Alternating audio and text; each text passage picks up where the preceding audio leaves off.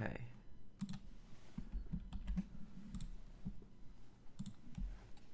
Okay, how is everyone doing today? Okay, I hope everyone's having a great day. I know I really usually don't stream GT Online on Tuesdays. It's been some time, but I didn't stream GT Online on Sunday, and so I've just been busy with a few things on the weekend. But now I got some time to stream, and so we'll get to that. Hello everyone, how you guys doing today? Hope everyone's having a great day today.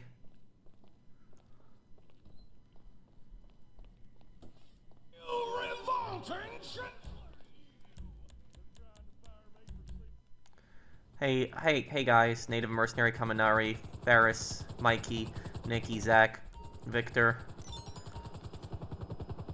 Hey Sapphire, have I ever witnessed any fights at school before? Oh yeah, I've seen kids get beat up before. I've only been attacked once. That was in 7th grade. I got hit in the back of the head by another kid. That was, I didn't even see that coming. Did I hear about the ceasefire? Yes, I did. The only question is whether it'll hold. Okay, that's fine, Nikki.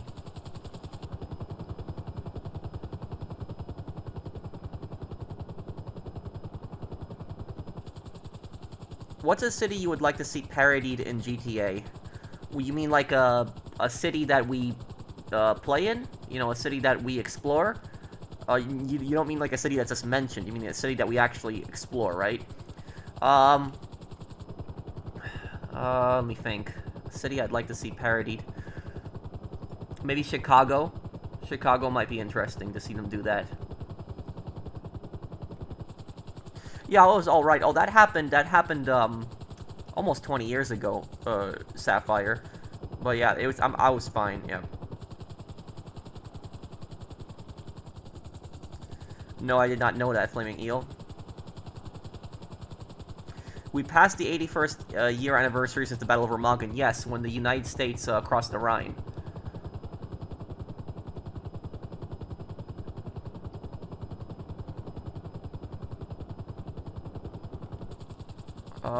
Anyone need help here? Let's see.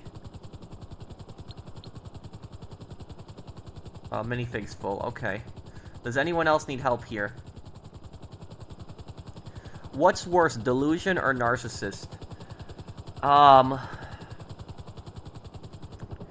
Well, a narcissist can also be delusional. But delusional just basically means you're not accepting the situation at hand. That's basically what delusional means. But look, here is what play more Ace Attorney, bruv. Thank you, Black Voices, for the super chat. The only Ace Attorney game I haven't played on the channel is the original Ace Attorney. So like the first 3 games, and maybe I could do those in the summer. Maybe we could do those in the summer. Those are the only 3 games I haven't done. I hope they release another Ace Attorney because I'm really looking forward to them. We're gonna stream tomorrow, Crime Boss, Rockay City. I haven't played Crime Boss in some time, and so we're gonna do a stream tomorrow of that. Thank you, Blinded Eagle, for the super chat. But listen, here's what I will tell you guys, about people asking me earlier. One of the worst traits that someone can have is narcissism. And if you were to ask me what is worse, greed or narcissism, I would say it's narcissism. That's what I would say. And the reason that I think narcissism is an even bigger problem than greed, like, people think, for example, that greed is the biggest problem, and I'm not saying greed isn't a problem, but I think that narcissism is a much bigger problem than greed. And here, I'll explain why in just a simple explanation. The difference between a greedy person and a narcissistic person is if a greedy person loses a bunch of their money in a stupid decision that they made, they will at least learn from that. They will accept it. They'll be like, the greedy person will be like, okay, I messed up, I effed up, this was my fault, you know, I don't want to lose all this money again, I care about money, so this is not going to happen again. A narcissist, on the other hand, if he lost a bunch of money, could not accept the reason on why he lost that money. A narcissist would just be making excuses. It would be everyone else's fault except his. Like, there would be no other explanation for that. The narcissist could never explain that it was their own fault that they lost a bunch of money. So that's why I think that narcissism is always way worse than greed. Because when people are narcissistic, they think that the world revolves around them, they think that they're smarter than everyone else, and they think that everyone else is an idiot. And when you basically think that you're at the top of the world, you don't think that you can make any kind of mistakes. Heisenberg in a nutshell. Yeah, Walter White is definitely a narcissist. There's no question about that. He's 100% a narcissist.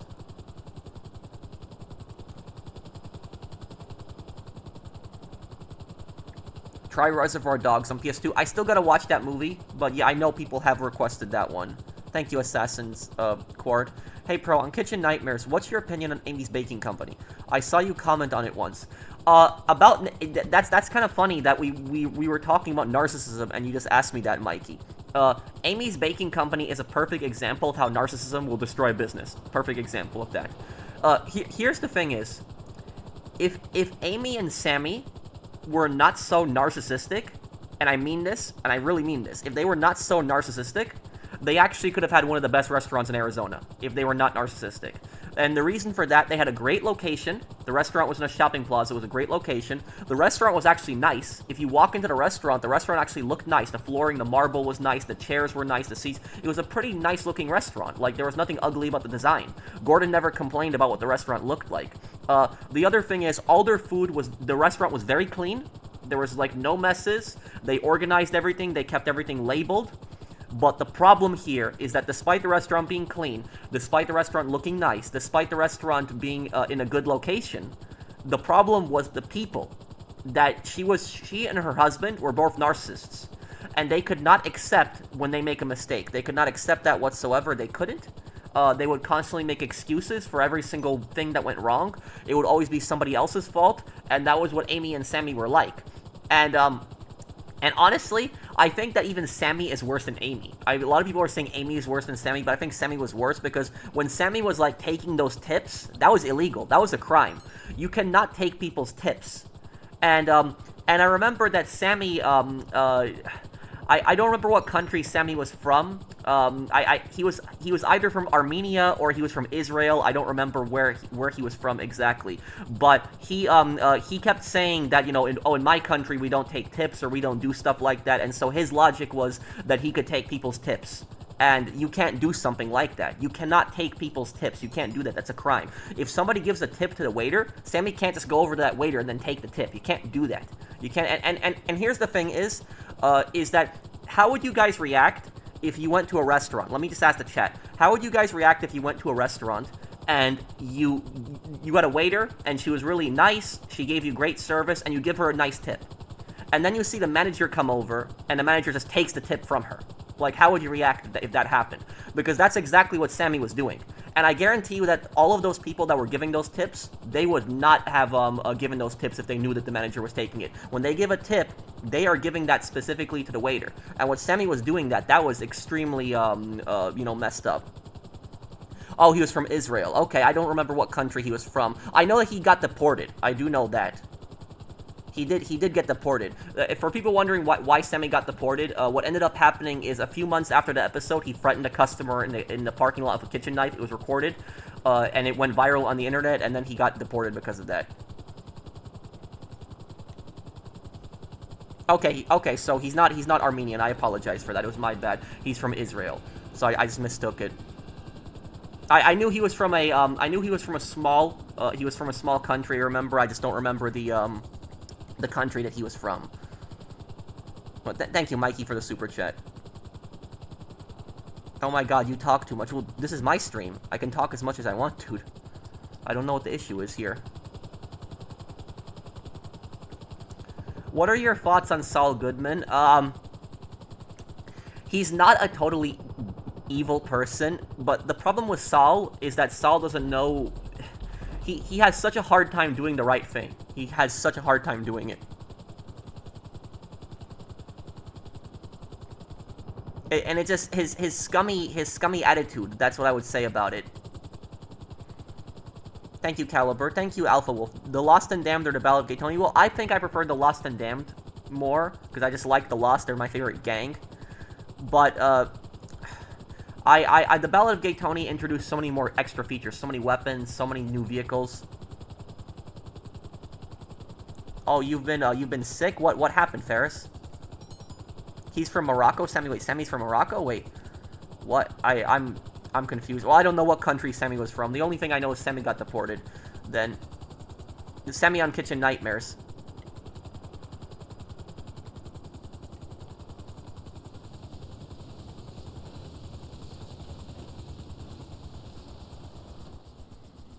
I'm outside. Pro, the new Samsung game is coming out. Oh, I could give that game a try later. Later in the month. I want to see what it's like when it releases first.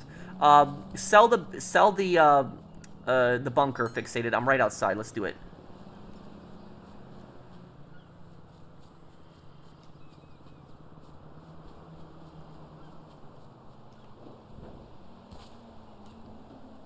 Hey Professional, I've been watching you since 2015. You were one of the reasons why I created my own channel. I almost have 3,000 subscribers so far. Thank you. On the way to 100,000. Oh, okay. So you've been with me for a very long time. So you remember when I was doing the Mega Man Legends videos? Then that was that. Like, I remember I did. That was really before I was doing even like a lot of GTA content. I had a lot of people like come to me for like my Mega Man Legends videos, and they were like seeing like how I was making so much money in the game and doing things. Let's see here.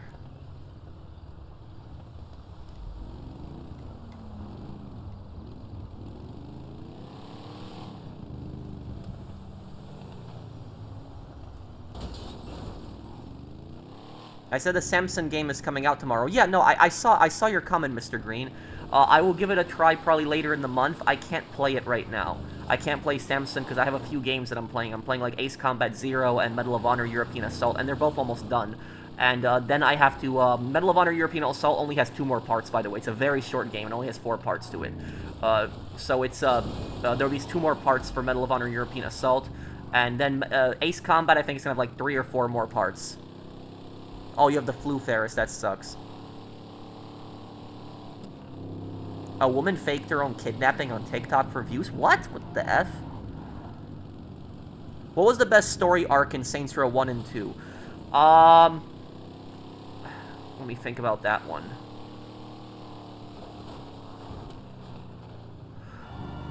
The best story... Oh, yeah. The best story in arc in Saints Row 1... Or in Saints Row 1, the best story arc would have been Ben King. When Ben King gets betrayed by his own gang, and then you have to go and save him. That was probably when you had to go save Ben King. That was probably the best arc in Saints Row 1. And then Ben King helps you kill Tanya at the end of the game. Yeah, so Ben King in Saints Row 1. In Saints Row 2, the best story arc would have been... let me think. What was the best arc in Saints Row 2? Probably right after Carlos died. And, like, you wanted revenge.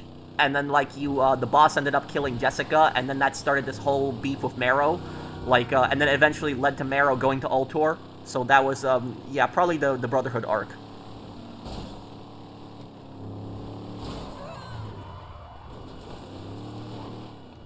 Hey, Professional, why did Saul Goodman become the man he did? And I've watched Better Call Saul, but I want to know your thoughts.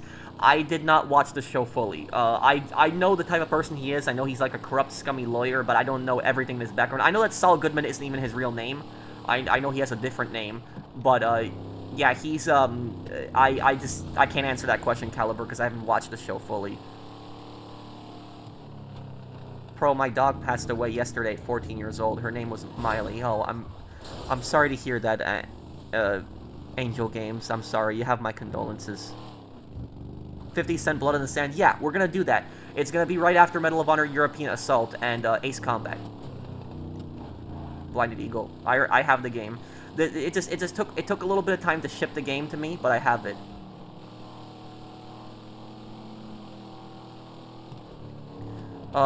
Have you heard of Daniel Vivara's original pitch in Mafia 3? Still took place in the 60s, but it would have 2 protagonists, a gangster and a detective? No, I did not. I never heard about that. I don't know if that really would work. Like playing as a cop in a Mafia game, I don't know if that would work. I always want to play as a criminal. When I'm playing a Mafia game, I always want to play as a criminal, honestly. And thank you, Isaiah. Hey, Patrick, back in Outlast 2, what makes Father Lothar-Milch a lot scarier antagonist than Father Knopf? Probably because Father Lothar-Milch got away with what he did. where Father Knopf didn't really get away with what he did. And on top of that is Father Lothar-Mitch is, there are people out there like him. Like there are extremely corrupt, evil priests out there, like Father Lothar-Mitch. Like, he's actually a pretty realistic villain. There are definitely people out there like him. There's people out there that have like him that got arrested. So, he's a pretty vile, disturbing person. So, he is a pretty... He's probably the most realistic villain in the Outlast series, honestly, when you think about it.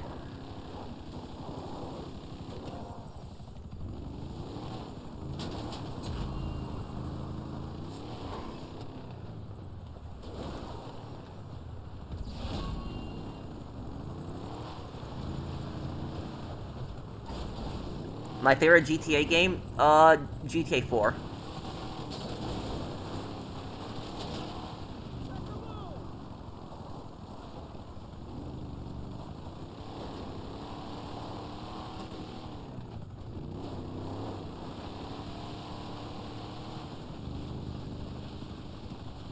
Oh yeah, I want to play 25 to Life, yeah.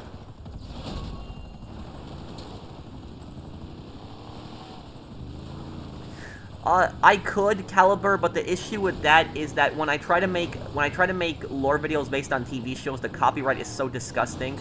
That's why I usually don't like making lore based on TV shows.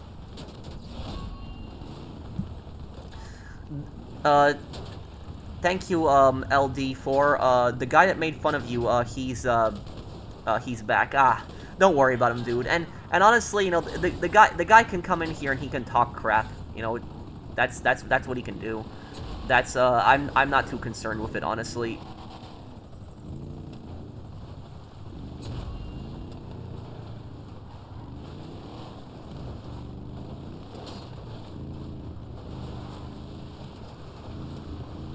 Yeah, Vaughn, if you join, I can help you out. Yeah.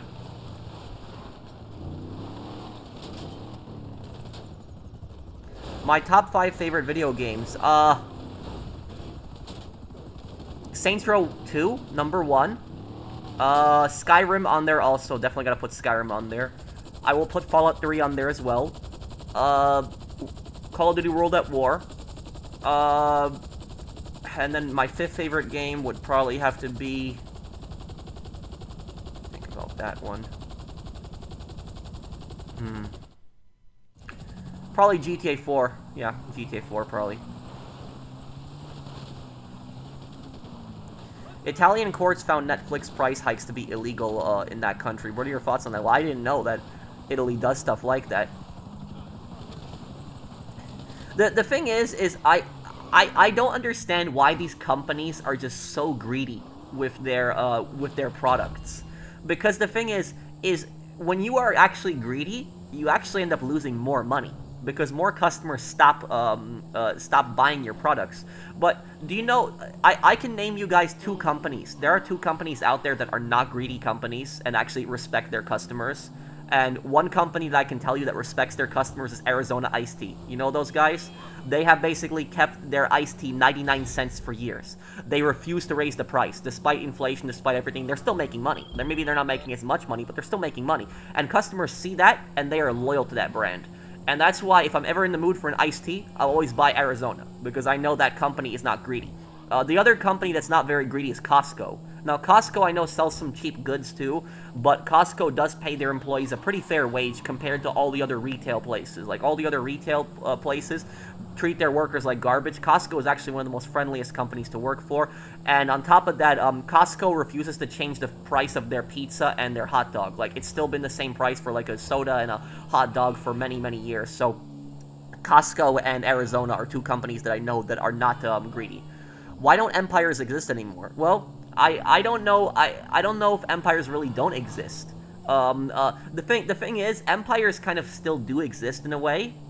It's just that they, it's more that they influence countries, instead of directly occupying them. Like, even for the United States, for example, you could even make the argument that the United States is an empire because of just the amount of global influence that it has. Like, there are not a lot of countries out there that want to argue with America, because if you argue with America is, You're gonna have a lot of problems in your country. That's what's gonna happen. It's gonna go trade is gonna go really bad for you. The U.S. government might get involved in your elections, might support other candidates in your country. And you can definitely make the argument that Russia and China are empires. You could definitely make that argument. I mean, if you look at like the imperialism that China does, for example, with like building artificial islands in the South China Sea just to extend their borders, they're doing that. And what China has done is, when China has taken over Tibet, they have taken over parts of India. They are trying to take over Taiwan. So yeah, you can make China as an empire, and you could also call Russia an empire pretty much as well. So when you say that empires don't really exist, empires still technically do exist, I guess, but they don't really call themselves empires anymore. They don't really call themselves that, but they still, I would say that they still pretty much exist. How do you play with that mask on? It's fine. It's actually pretty easy to breathe in this thing. Will I still stream GTA Online at Red Dead Redemption 2 when GTA 6 comes out? When GTA 6 comes out, I won't stream GTA Online anymore. I'll be focused on GTA 6. What I might do is I might do a stream to GTA Online, like a few months after, like a nostalgia stream, going back to it. But Red Dead Redemption 2 we will always stream on Fridays. That is never going to change. So even when GTA 6 comes out, we'll still stream Red Deads on Fridays. But we will replace GTA Online with GTA 6 Online when that comes out. Unless GTA 6 Online is some kind of complete disaster that we have to go back to GTA Online. Hey, Professional, what do you think is more dangerous antagonist? VM Varga from Fargo or Gus Fring from Breaking Bad?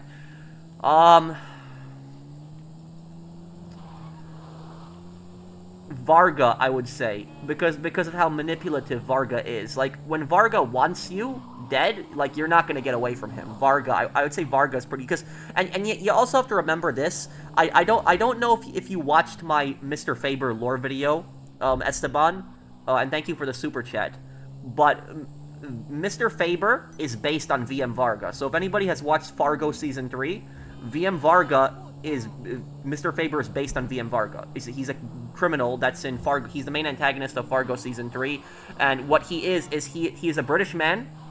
He is a European that comes to America, and he's a moneylenderer. That's basically what he does, and he invests money into cash businesses, and he basically just takes them over, and he uses them as fronts for his shell companies. And he has this Russian guy that's like a hitman for him, and then he also has this I'm trying to remember what country Momo was from. I remember he was from Southeast Asia. He's either from Vietnam or Laos, but he has like a Russian guy and a Southeast Asian guy that works for him, and they're pretty scary people. Like, he doesn't have like a really big crew at the start, but then at the end of the show, you see that he has this huge militia. Like, he has a huge mercenary army, like guys in tactical gear that work for him. Very similar to in GTA Online when he sends those no way mercenaries after you. That's what that's based on. It's based on VM Varga's personal mercenary army in Fargo.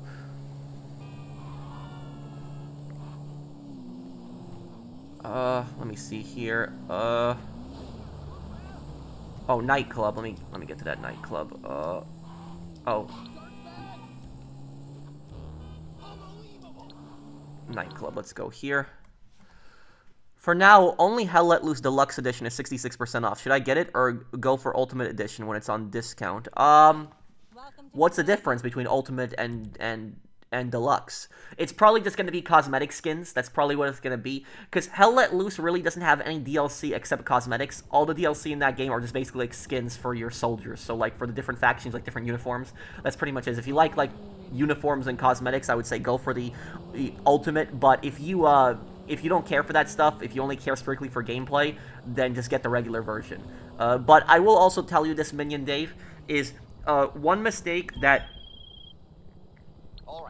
One massive mistake that a lot of people do, and a lot of people make this mistake, is that I'm sure you don't know. I'm sure you know about this because you've seen me play Hell Let Loose before. But Hell Let Loose is nothing like Battlefield. It's not like Call of Duty. Like when people see a game like Hell Let Loose, for example, they think it's like Battlefield. They think that it's large open map with vehicles, and they think it's the same thing. Fixated, can you let me drive the truck, and then you just go to your next business and get that ready? So just let me drive your truck. But Hell Let Loose is supposed to be a World War II simulator. Hell Let Loose is the closest thing that you can get to real World War II combat on console. It is the closest thing to real World War II combat that you can play in a video game. So that it's as realistic as possible. The mayor of Gary is doing an early screening of Michael Jackson's biopic next week in collaboration with the estate, but it's residents only. Thoughts? I didn't know. I don't know about. I didn't hear about that blinded eagle. But I know that Gary is considered like the worst city in the Midwest. So like literally out of all the cities in the Midwest, Gary is considered the worst place in the entire Midwest. Like Gary is such a violent city. It is such a poverty-ridden city. Like it has so many poor people. It is so violent. It has so many gangs. It is such a dangerous place.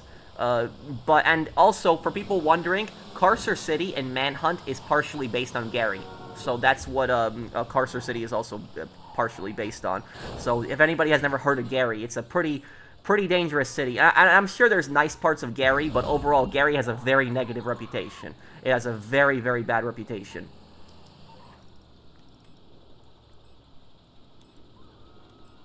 And the thing is, I'm originally from the East Coast. I'm originally from New York City, and when I moved to the Midwest, I didn't even know what Gary was. And then I actually found out about it when I was moved out here. A lot of people told me about the town. I looked up the town, and it's it's a pretty dangerous place. It is. It's a pretty bad place. Jackson are from Gary. Oh, Michael Jackson. Well, I didn't know that Michael Jackson is from Gary, but but yeah, Gary is a pretty dangerous place. Has anti-communism never worked?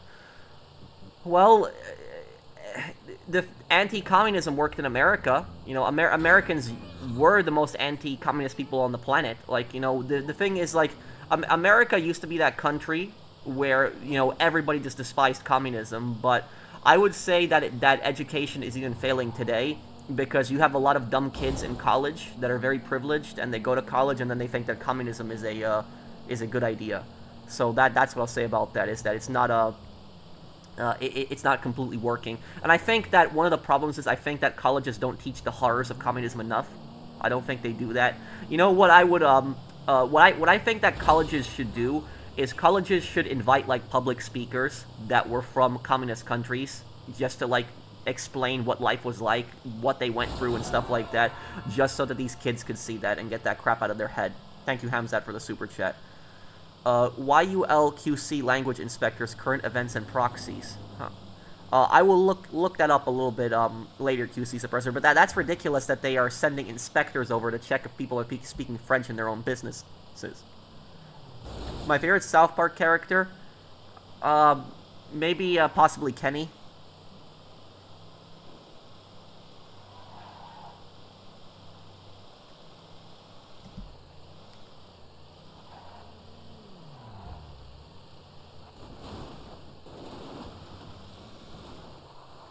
I know you said you like the underworld of Star Wars. Have you watched Maul Shadow Lord's first 2 episodes, It's the Underworld?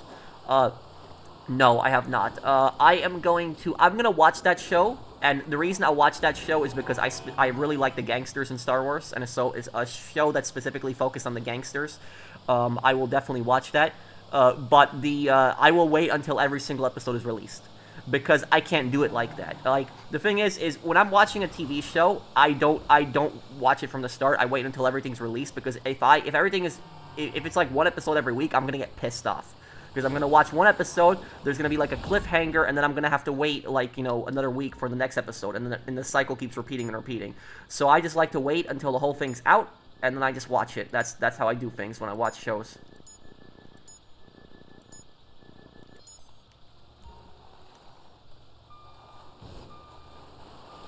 What are your thoughts on the Middle East situation? Hey, Hamzi, James. I don't know if that ceasefire is gonna hold. I don't know if it is. That's the thing is. I feel like there's something. I feel like something can go wrong even today. Somebody will fire a missile, and the ceasefire is gonna be broken.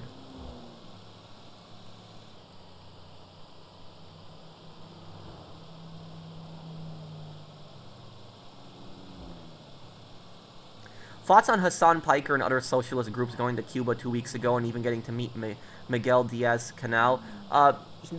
Hassan is a scumbag. He is. He lives in a mansion, and then he preaches about socialism too. That's what I'll say about it. The guy's just a scumbag. I don't like that guy at all.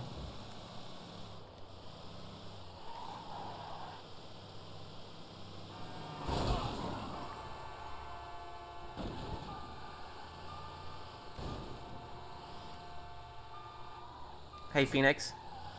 Can you read my super chat? Wait, I missed someone's super chat? Oh, there was a bunch of super chats. I'm sorry I didn't see this. Uh, why is AH seen as worse than Mao when he killed more? You mean Adolf Hitler with AH? Um, well, the thing here's the thing about this. And thank you AM for the super chat. Uh, when it comes to the three most evil people that have really existed in human history, the three most evil people, is they would be Hitler, Mao, and Stalin. And the crazy thing about this is that Hitler, Mao, and Stalin all lived in the exact same time period. So like they all like lived in the exact same time. But those three are definitely like the worst, most evil people on the planet. But here's the thing. Going back to Mao, so you're saying, why do people see Hitler as worse than Mao? I think that a lot of people are not educated fully on the atrocities that Mao did, especially in the Great Leap Forward. They don't know about Mao's terror red guards, like what they did, how they terrorized people. They don't know about Mao's Little Red Book, which was basically his propaganda book, how he brainwashed children into his ideology. Mao Zedong was responsible for between 40 to 60 million deaths. So he destroyed China, he caused massive famine, and people in China were just too scared of him to rebel. But here's the thing I'll say about this, is when it comes to Hitler, for example, the most common question I always get regarding Hitler is people ask me, they come to my streams all the time, and whenever I play a World War II game, I always get the exact same question, which people ask me, who is worse, Hitler or Stalin? I've seen that question probably 100 times on my channel. People ask me that question all the time, and my answer on who is worse, Hitler or Stalin, is that why are people obsessed really with the answer to that question? Like, why do people want to know the answer to that question so badly? Like, who is worse, Hitler or Stalin? Because when you think about both dictators, you think about both Hitler and Stalin. Let's go to Stalin, for example. Stalin did the Holodomor, where basically between 6 to 8 million people died, from a famine in Ukraine. Stalin had invaded Poland in 1939. He had invaded Finland in 1939. He had invaded the Baltics, Lithuania, Latvia, Estonia. He also invaded Crimea in 1944 and forcibly deported the entire Tatar population, sending them to work camps, displacing the native inhabitants of that region. Stalin built the majority of the Gulag system. He had thousands of gulags, which were responsible for millions of deaths. Stalin expanded into Mongolia as well. He did. That he also invaded Romania. Romania he attacked as well. So there was plenty of horrible atrocities that Stalin did. And now we look at there was also Stalin's secret police, the NKVD, which were just horrible people. He did mass purges. Stalin did the Great Purge, where he killed millions of people in the Great Purge. But now we go to Hitler. Hitler had invaded the vast majority of European countries. Hitler was responsible for the Holocaust. Hitler was responsible for the destruction of Warsaw. So many cities that had gotten bombed under Hitler, millions of people that died. And so when people say, who is worse, Hitler or Stalin, it's literally like you're staring at the exact same thing. That's essentially what you're doing. Because I literally just described Hitler and Stalin to you. Both of them, had camps. Both of them worked people to death in camps. Both of them killed people in camps. Both of them invaded several countries. Both of them started horrible wars.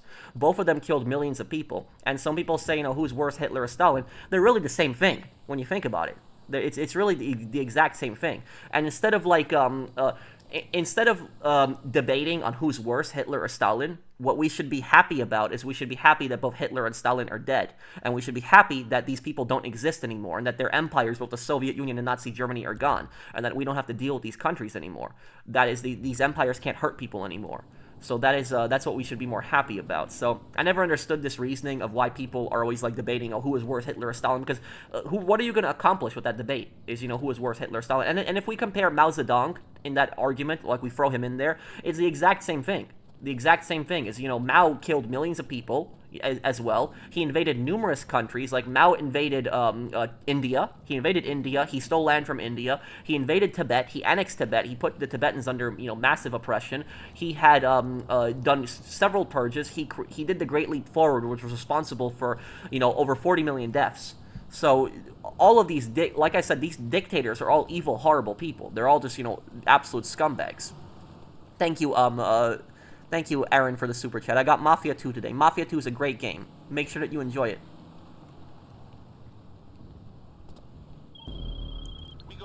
If Truman traveled to the 2000s, he would say to Bush, "You were doing it wrong, sir."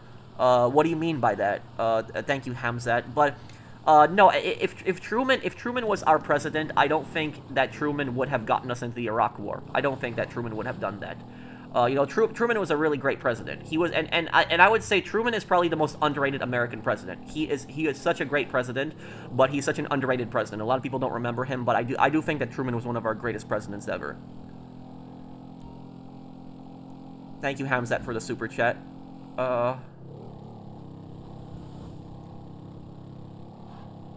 What's your thoughts on the Middle East situation? I don't know if the ceasefire is gonna hold. Like, I really don't know if the ceasefire is gonna hold. You know, both Israel and Iran absolutely despise each other. Like, they hate each other so much. I don't know if that ceasefire is gonna hold, because even if America does not fire anything, Israel or Iran could start shooting at each other tomorrow. They could start, so either one of them could start shooting again, and it could break the ceasefire. So it's I really don't know if the ceasefire is gonna hold.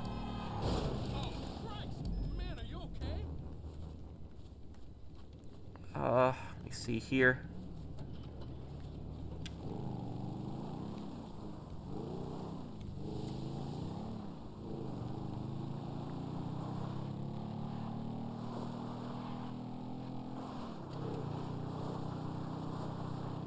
Why is China allowed to celebrate Mao Zedong, but Germany isn't allowed to celebrate Adolf Hitler?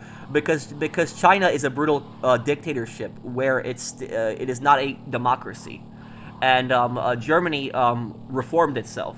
Germany understood the bad things that they went through, and they understood, you know, that what they did was wrong, and they understood that, you know, their leader was a horrible human being, and so Germany does not tolerate that stuff today. But China is still a brutal dictatorship. So that's the reason that that China, you know, celebrates Mao. Russia also celebrates Stalin. A lot of people don't know that, but they do. So that is, like, the Russian government, for example, they change, like, history textbooks where they portray Stalin in a more heroic way. Do you think Trevor can survive in Carcer City? Yes. I think that Trevor could definitely make it in Carcer City. Thank you, Lamar, for the super chat. Will I visit YUL YBC Quebec? Does piss you off? Are they rude? I've never been to Quebec. I've heard stereotypes that people in Quebec are rude, but I'm sure that there's also plenty of nice people as well. I love having my own crib. What about you? Well, I personally rent an apartment, so it's not technically mine, but I will say that I don't really need to own, you know, a land. I do own land, but it's land that I rent, but I don't own land that I live on myself. So that's because I really don't need it. I don't need that much space. I'm just one person. So if I got a house, it would just be too much room. Thank you, and thank you, Bork, for the super chat.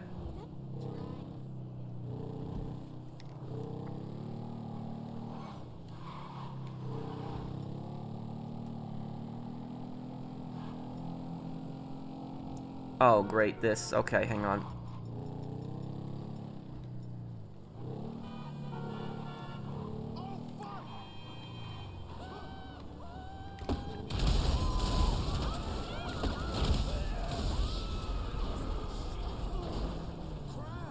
Burning your money on rent, does that not bother you? No. Because I'm already making rent. So I own 2 rental properties that I'm making money from. And even though I'm paying rent at my apartment, is that saves me other money that I can invest in other things.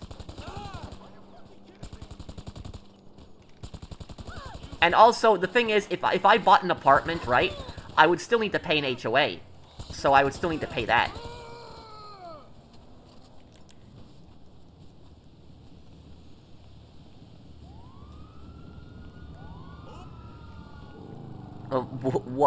What do you mean with that, Liskiv? It's eating people. Of course it's wrong, though.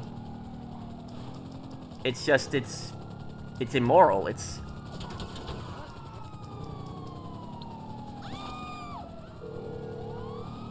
Well, I didn't... The thing is Burma has never really been a stable. Burma's never really been a stable democracy. Burma has the longest. What people don't know about Burma is Burma has the longest running civil war in human history. It does 70 years. It's a 70-year-old civil war and it's still going on. So like imagine like 3 or 4 generations fighting in that civil war. That is it. Imagine fighting in a war that your great grandpa fought in. Just imagine that. So that's how long Burma's civil war has been going on for. And Burma actually used to be a dictatorship, but Burma was a different type of dictatorship where it was a military junta. And what a military junta is, the difference between a military junta and a dictatorship is that a junta is basically a dictatorship, but between a bunch of generals. So instead of like having one guy that runs everything, it's just a bunch of generals that control the country. And so that's pretty much the difference between them. And Burma used to be controlled by the Tatmadaw, which the Tatmadaw is the Burmese official military, and they did extreme atrocities against the Karen native peoples. So they did some pretty, disturbing things against them. If anybody's ever seen the movie Rambo 4, Rambo 4 is based, even though the story in Rambo 4 is fictional, it is based on real events. Like the Tatmadaw do atrocities against people in Burma, very similar to what you saw in Rambo 4. They do stuff like that. And the people that they were targeting in the movie, they're an indigenous people, the Karen people, and the government really hates them. And that was that was based on real events.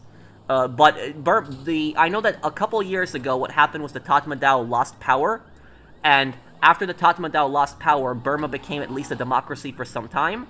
And then guess what happened? There was a military coup, and the Tatmadaw came to power again. And they said that the government was corrupt and stuff like that, but you can't trust these people in the government.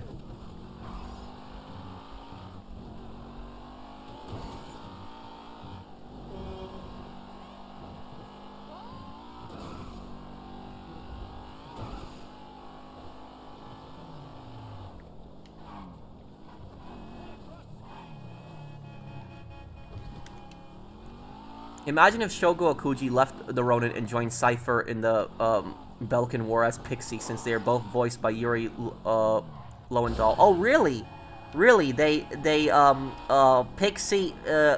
is Shogo? Really? I didn't know that. That's the same. I knew the voice sounded kind of familiar, but the actor who plays as Pixie in the real life in the documentary videos, is that also the same guy? Or is that a different person? So is that the same guy, Generals, who's in the documentary? Is that also him?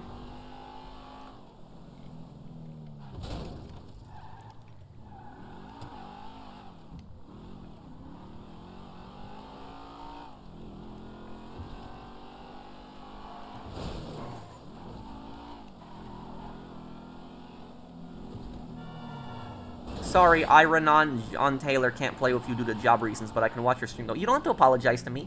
Play with me whenever you want. Thank you, Never Killed Anyone, for the super chat. I'm excited for the final money guide. That will be out in May. Dude, I promise it'll be out in May. In April, I'm focused on getting this Zero lore video out. That'll be my project for this month. And then next month, we will do the money guide. Oh, he also voiced Spider-Man in the Spider-Man games. Okay.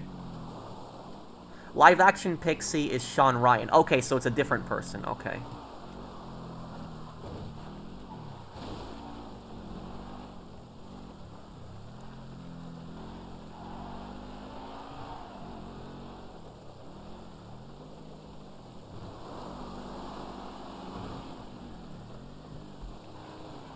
I remember that, like, Pixie's most iconic line is, "Hey there, buddy."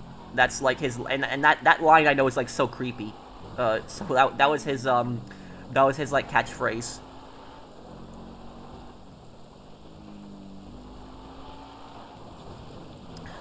What do you think about Milosevic? Did Clinton, the U.S., had the right to bomb Serbia in the 1990s, or was it just brutal? A lot of civilians ended up dying in the in the NATO bombardment of Serbia. That is very much true. But here's the other thing that people don't tell you about. Milosevic was pretty much a dictator. He was. The leader of Serbia, he was very much a dictator. And Milosevic was responsible for war crimes. He was. He did disgusting, absolutely horrible things against the Bosnians. So the guy was a war criminal. The guy was an evil man. So that's the thing is, You know, you can make the argument that NATO went a bit too far with their bombing in Serbia. You could definitely make that argument, but it was also you also have to take into account that Milosevic started a bunch of stupid wars. You know, he was responsible for a lot of the conflicts that were going around there, and he was also, you know, ethnically cleansing people. So, you know, he was committing genocide, and it was some of the worst massacres that happened since World War II. He was responsible for it.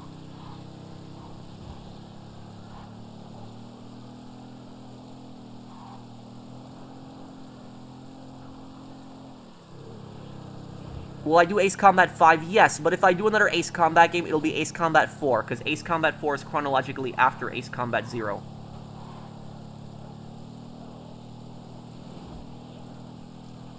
You turned 21 last month. Happy early birthday, Super Mario. I missed a super chat, Bork. Thank you, Hamzat. Let me see. YULQC Bill 21 prohibits headwear in public sectors. What do you mean by headwear? Thank you, Bork, for the super chat.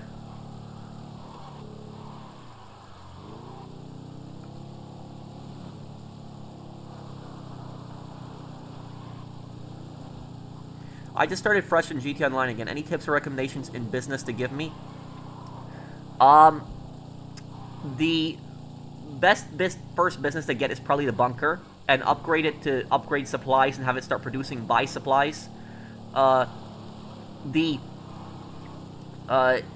The other thing you want to get is you want to get the submarine, the Kasatka, and start doing Cayo Perico. Now, Cayo Perico is not a bad heist to do solo. It's just when you have to do it with 2 people, it becomes a nightmare. But solo is actually not that bad. You can solo it pretty quickly. Am I going to do SOCOM this month? Yeah, you bet, Josh. I'm going to do it right after 50 Cent Blood in the Sand. So, when you see me finish Medal of Honor European Assault and Ace Combat, because both games are going to be finished this week. So both games, I'm going to have the endings of Ace Combat and Medal of Honor. Both games are going to be wrapped up this week, because they're not very long. And then after that, we're going to do 50 Cent Blood in the Sand. 50 Cent Blood in the Sand is not a very long game. And then right after that, I promise we'll do SOCOM 3. It'll be right after that. So when you see the end of 50 Cent Blood in the Sand, you'll see SOCOM 3 coming up. Do I know that Serbia uses both Latin and Cyrillic? I did not know that. I know they use Cyrillic.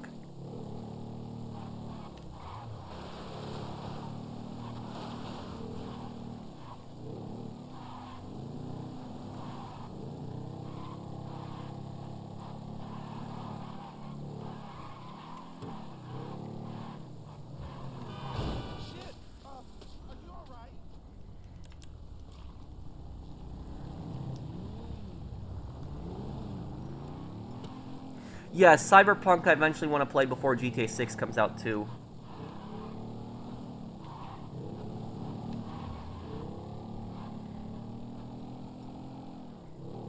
Can I repeat the heist as many times as I want?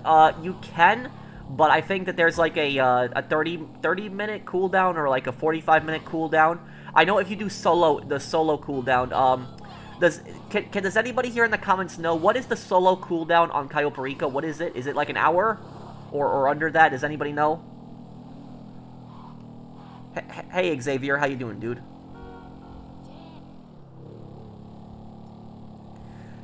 Since you know a lot of history, in your opinion, is there or was there ever a dictator you would consider as ethical or beneficial to his people? Yes.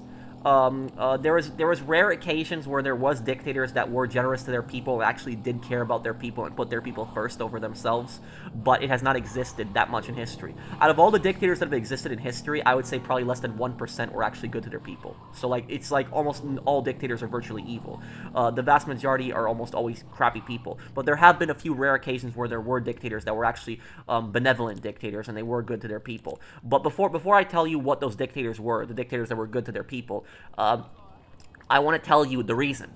So one thing that people always wonder about is people always wonder, why are there not any good dictators? People always wonder about that. Like, why is it that almost every single dictator is a scumbag? Now, some dictators are obviously worse than others. There are some dictators that are, much more bigger psychos than others. But virtually almost all dictators are still horrible people. They almost always have a secret police. They almost always bankrupt the country. They steal a bunch of money from the country. They terrorize their people. They cause recessions. They destroy the economy in their countries. They don't let people leave their countries. But here's the reason. The reason that most dictators are scumbags, the reason they're such bad people, is it's not a coincidence that they're bad people. Because to become a dictator in a country, you have to basically do brutal things to get the power. That's the thing is. You have to do some pretty bad things. So somebody who becomes a dictator, they were already a bad person before they became a dictator. So most dictators, they come to power either through a civil war or a coup. That's almost always how dictators come to power. It's a civil war or a coup. And these dictators, they have to do things, bad things, in order to take power. And they're going to kill people when they're going to take power. And for a lot of good, honest people, like people that are honorable, a lot of people that are honorable will not stoop to that level. A lot of people that are honorable people will not do those bad things. And so that is why most dictators are really bad people, because they will do anything to claw the power to get to the position where they're at. And then when they're there, they only care about themselves primarily. So that's the reason on why most dictators are horrible people, because they've already been bad people before they were even dictators. If somebody is a good person that's a dictator, they're not going to survive. That's the thing is, they're going to get killed pretty quickly. They're going to get backstabbed. They're going to get betrayed. There's a reason why a lot of dictators are really paranoid people. They are. A lot of dictators, for example, they have people test their food, like eat their food before they eat it, just to make sure it's not poisoned. So that is, they even have like body doubles constantly. So, but anyways, you were asking me about good dictators, like dictators that were actually good in history. The best example that I can think of an actually honest dictator is probably Lee Kuan Yew, who was the dictator of Singapore. And about Lee Kuan Yew, how he didn't really become dictator through a coup. It wasn't really like that. He became dictator when Singapore, which was part of Malaysia, because Malaysia kicked Singapore out. Because the majority of the people that lived in Singapore, correct me if I'm wrong on this, I think they were Han, ethnically Han Chinese, correct me if I'm wrong on that. And the Malaysians really didn't like that. They really didn't like that there was this huge ethnic minority in their country that was not Malaysian, and they thought that they had too much voting power. They thought that if the Singaporeans vote, that they're going to have more power in the elections. And so because of that, what they did was they kicked Singapore out of the country. So you don't really hear about stuff like that happening, where people will countries will kick other countries out, because usually countries are trying to do everything in their power to keep a country together, not for provinces to break away. But when Singapore became an independent country, Lee Kuan Yew was really upset about that. He was completely against the separation because he thought that Singapore was going to be doomed now, and he ended up taking power. It was just not necessarily through like coups or anything. It was just because he was there. He was the guy that wanted to be in charge, and nobody really opposed him. So he didn't really come to power through like brutal means. He didn't come to power by oppressing people through a civil war and stuff like that. And he came to power because he felt that he needed to do that. He felt he needed to do that for his country. He felt he needed to do that for his people. And so that is that's primarily what he did. And the thing is, his policies worked. They did. He turned Singapore from a poor country, Singapore was an extremely poor country 70 years ago, and he turned it into an economic giant today. The average Singaporean makes more money than the average American. So that is how rich Singapore is. So he turned a really poor country around into one of the most stable, stable, healthiest, most economically rich countries in the world, where people have very high living standards. And so his people have a very positive view of him. They like him a lot. He generally did good for his people. He didn't really terrorize his people. He didn't really have a secret police. He didn't put people in camps. He didn't do any of that stuff that other dictators do. So he was generally a good person. So was he a dictator? Yeah, he had absolute power. He could pretty much do whatever he wanted, but he didn't terrorize his people. So that is why the Singaporeans have a pretty pretty positive view of him. The only other dictator that I can think of that was generally a good person was Józef Piłsudski. Józef Piłsudski was the Marshal of Poland. So he was the dictator of Poland, and he was dictator of Poland in the mid 1920s to the early 1930s. That was who he was the dictator of Poland at the time. So he was a Polish general, and he was originally a revolutionary. So he was a Polish revolutionary that had fought for some time, and he fought against the Russian occupation.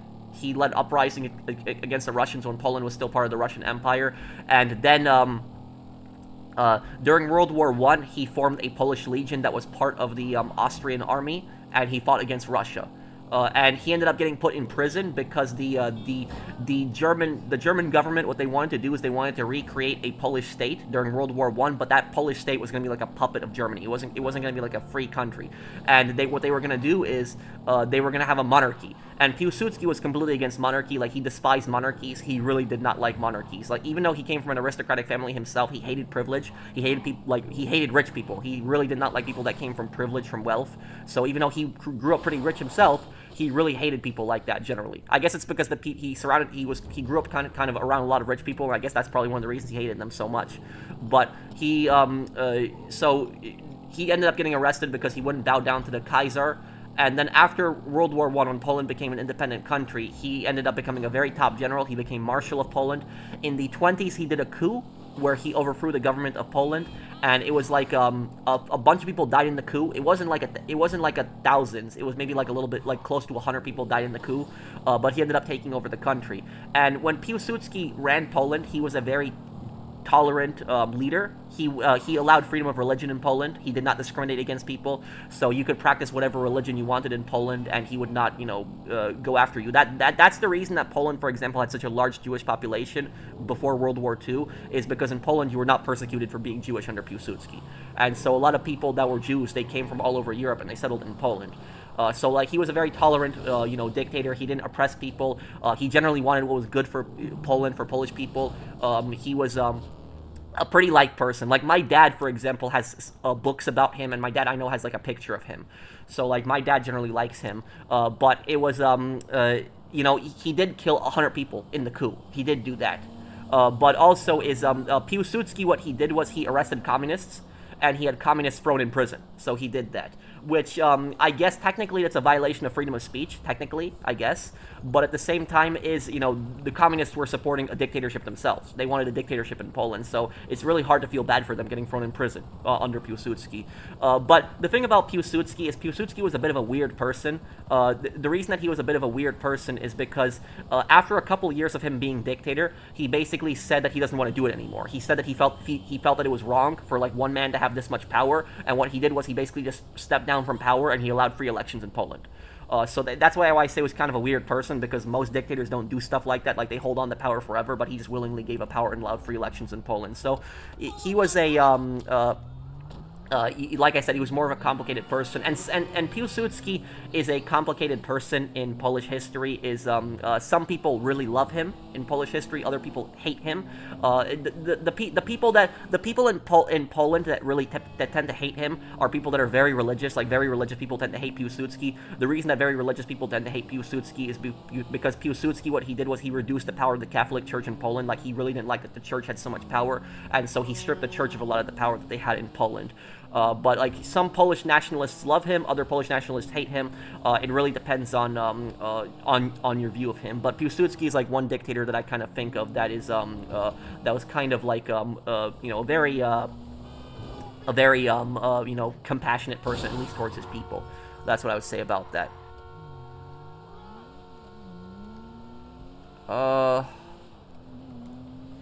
So I hope I answered your questions on what dictators in history were nice. Let me see. Hamzat made a bunch of super chats. While most people talk about the Apollo missions, I find it pretty ignorant that they don't also talk about other moon missions. Wait, why did we not get the other bikes? What's going on? Who, Piłsudski? Brandon, is that who you're? Do I like Piłsudski? About Piłsudski is I understand that he was a dictator, but about Piłsudski is Piłsudski also saved Poland from the Soviets. He did. He was like a top general, and he absolutely destroyed the Soviet attack on Poland. So when the Soviets invaded Poland in 1920 in the Polish-Soviet War, Piłsudski obliterated them. If it was not for Piłsudski, the Soviets would have taken over Poland in 1920. So he deserves credit for protecting Poland and saving Poland from the Soviets. Even the people that hate Piłsudski have to admit that he saved Poland from the Soviets. He did. While most people talk about the Apollo missions, I find it pretty ignorant they also don't talk about other moon missions such as the Soviet ones. Thank you, Hamzat, for the super chat. I know there's a new space mission going on right now, but look, and here's the thing about this. I have never really been much into the space stuff. I know that fascinates a lot of people. I know people find that cool, but I've never really been much into the space stuff. The reason I'm not much into the space stuff is because one, it doesn't interest me, but two, it's because and this is people don't like hearing this. They don't like hearing this, but it is kind of true when you think about it. The primary purpose of space exploration, the primary purpose of that is to show off. That is literally the primary purpose. When you think about it, there is really no other purpose to space exploration other than to show off. That is literally the primary reason. The reason that countries do it is to basically show, oh, we're a superpower. Look at us. Look at how powerful and mighty we are. We can send people into space. That is the primary reason they do it. I know people that really like the space stuff don't want to hear that, but that's the primary reason governments do it. You could say that you like the space stuff, but that is why governments do it. They don't do it for the exploration or anything like that. They do it primarily to show off, to basically show their dominance in the world. That is why the Soviets and the Americans were so obsessed with the space race. That's why they were so obsessed with it, because they knew that whoever got into space first, the entire world would be looking at them. And that's why the Soviets and the Americans were so obsessed with it. It was a competition. It wasn't necessarily about, like, human advancement or anything like that. It was basically, oh, it was just a big power struggle. It's like, oh, we're cooler than you. That's ultimately what it was right there. And when the Soviets sent the first man that orbited space, that was a massive embarrassment for the U.S. Like, that was, like, the Americans were so embarrassed by that. Like, they were so ashamed when that had happened, that the Soviets did that. But then the U.S. kind of got their revenge back when they put the first man in space. So while the Soviets were the first man on the moon, so while the Soviets were the ones who put the first man into space, the Americans were the ones who put the first man on the moon. So that was that was pretty much it. So I do think it's interesting to a degree, but at the end of the day, like I said, it's primarily a show off. That is the primary purpose. One day when we can visit other planets and, like, colonize other planets and actually build civilizations on other planets, that's when I will tell you, okay, space travel is viable. It's something that's, that's necessary. But right now as it stands, I don't think it is, because I will tell you is, like, people will look at gas prices, they'll look at really high gas prices, they'll look at inflation and stuff like that, and they'll be like, oh, the government's focusing on space stuff right now. Like, why? What's the point of this right now when we, how bad the economy is? So that's at least my perspective on it, is I don't think that it's really necessary, and I think it's just a primary reason for countries to show off. Feel free to disagree with me. I know the people that like the space stuff really argue with me when I say this, but when you really think about it, that's the primary reason governments do it, is just to show off to each other. Hey Pro, do you think Rockstar should make another Manhunt in today's world? Also, is the definitive trilogy now the best version of the old GTAs? I don't know if it's the best version of the old GTAs, but it definitely is better than what it was originally. And look, what I will say is that the definitive edition does have advantages over the original. I know there are people out there that think that that's sacrilegious what I'm going to say, but there are parts of the definitive edition that is better than the originals. And the best example that I think of, do I like him? No, I have a more neutral view of him, Brandon. That's what I would say. But look, about the definitive edition, for example, GTA 3 had no map. It didn't. And while, a lot of people would say, oh, I know the map by heart. The thing is, there is GPS in GTA 3, and you can open up the map and look where you wanted, where you couldn't do that in the original. What you can do also is you can look around the car, so when you're driving around, you can look around the car with a stick. You couldn't do that in the original. You had to hold L2 and R2 to basically look on the side, or L2 and R2 together to look behind you. That is, that's how it worked. And the other thing is that when it came to the guns, you could not, they didn't have the PC aim. So, like, what I mean by the PC aim is that on PC, you could take the M16 and you could aim that in third-person mode. But on console, you could only do that in first-person mode, which was really annoying. So the aiming on PC was always better. And so when they brought that aiming into console is good, and also when you can move and shoot, because there are certain guns that you cannot move and shoot, but then the Definitive Edition changed that where you can move and shoot with certain guns. So there are parts of the Definitive Edition that are better than the originals. That doesn't mean that it's completely better than the originals, but there are some parts of it that can be better. Even though dictators are bad, Stalin, for example, had a very abusive and neglectful parents that turned him into a horrible human. Well, look, here's what I will say about that, Hamzat. Thank you for the super chat. My dad grew up in an abusive household. I don't really want to go into that too much. My grandma was very kind, so my grandma was very kind, but my grandpa I heard some horror stories about what he did. Like, he was pretty abusive towards my father. And yet, my dad did not turn out to be, a horrible, evil person. Did not do any of these bad things. And there are people that grew up also in very stable households, and they turn out to be evil people. So, can being abused as a child shape somebody and make them into a bad person? Sure, it's definitely possible. But at the end of the day, people are responsible for themselves. And so it's like, who are we gonna basically say, oh, Stalin's mom, because she beat him, is responsible for the gulags or stuff like that? That argument, when you really think about that, that doesn't really hold up much. So that's it. So I'm not saying it didn't have an influence on Stalin growing up. It definitely did to a degree. But ultimately, people are responsible for themselves at the end of the day.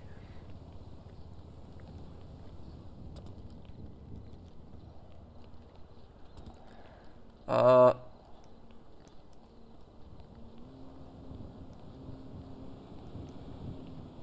Let me see here.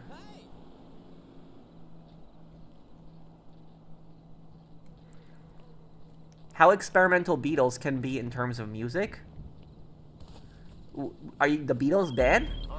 I How experimental can they be in terms of music? I know the Beatles influenced a lot of music, and they were like one of the most popular bands that has ever existed. But I don't know much more than that. I guess this will be the last business I helped fixated with. Do they gain information in space or no? I mean, kind of. But the thing is you can gain a lot of information through telescopes also. You don't necessarily need space. Like, people were able to find planets before we even went into space. Like, they knew where planets were because of the telescopes.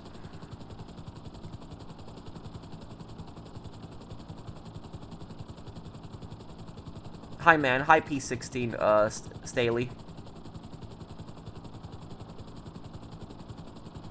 I guess we'll see if this war ends. My country, Greece, had once a military junta. It was called the regime of the three colonels. Yes, and wasn't that at in the 1970s when Greece got into a war with Turkey over Cyprus, right? That's what it was.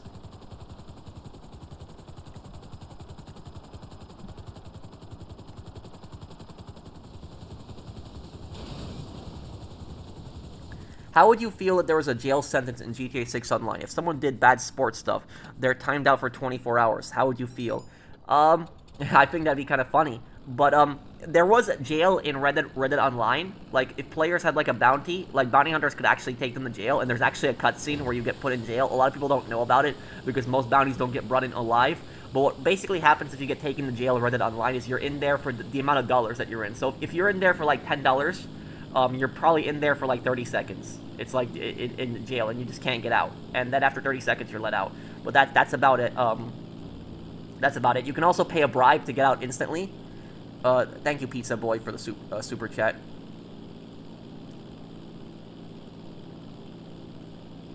Was the Soviet famine of the 1930s a man-made genocide or just a natural disaster? It was very much a man-made genocide. And the thing about the famine is that the famine was also intentional. A lot of the famine that happened in the Soviets was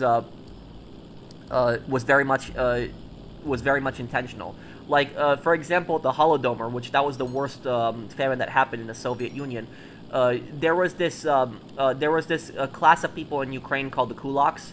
And the kulaks, they were not rich people. The Soviets described them as rich people, but they were not rich people. They were just farmers that had a little bit better lives than others.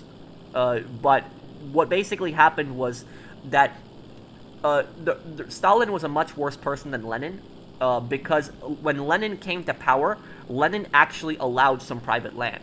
So Lenin, for example, had promised to give farmers land. And even though I hate communists, Lenin actually did keep that promise, where he did give poor farmers land in the Soviet Union. So after the revolution, there was farmers that basically got like a few acres of land, and it was their own personal land. And it was like for poorer farmers, not like for very rich. But Lenin did keep that promise. Now, when Stalin came to power, Stalin basically said, "Oh, there's not going to be any kind of private farms. We're going to do forced collectivization. We're going to control. The government is going to control everything completely." Oh crap! So oh crap! I gotta watch out here. Oh damn! I messed this up here. I think I could. Ah damn. Product destroyed. Oh well, that sucks. So what I was trying to say is about the forced collectivization. And you can also deliver this, you'll still get the bonus, it'll still work. About the forced collectivization, as Stalin said, we're not going to allow any kind of private farms. We're going to have everything government controlled. The government is going to operate everything. It's going to take over everything. And what he did was he went back on what Lenin had promised. He had taken over all the land. There was not going to be any more private farms in the country. Now, what ends up happening is there was farmers that had, their own land, their own farm, a few acres of it. And now imagine that you're like a farmer. You build your own farm, and then after years of building your own farm, the government now says, oh, we're taking everything, we're controlling everything. And so the kulaks in Ukraine were told that you have to give over 70% of your crops to the government. And the kulaks are basically like, F this. We work this land, we grow this food, this is our food. We're not giving this up. Now, Stalin accused the kulaks of hoarding food when they weren't really hoarding food. It was food that they grew. It was food that they worked on. It was their food. But Stalin was accusing them of being selfish and accusing them of hoarding food. So what Stalin ended up doing is Stalin had sent the NKVD onto these farms, and they had murdered a lot of people. And then basically what they did was they stole a lot of crops from these farmers. What ended up happening was, because Stalin had a lot of these kulaks shot, the kulaks had the biggest farms in the Soviet Union.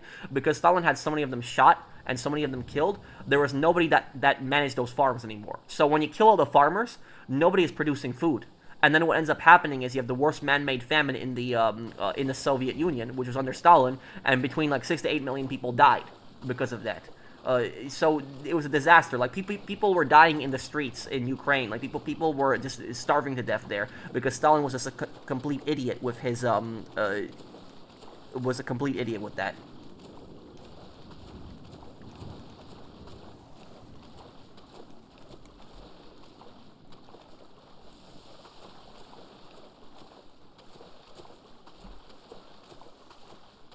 Did the Xinhai Chinese Revolution of 1911 ruin China forever? I mean, it also led to the Chinese Communist Revolution and made China a dictatorship.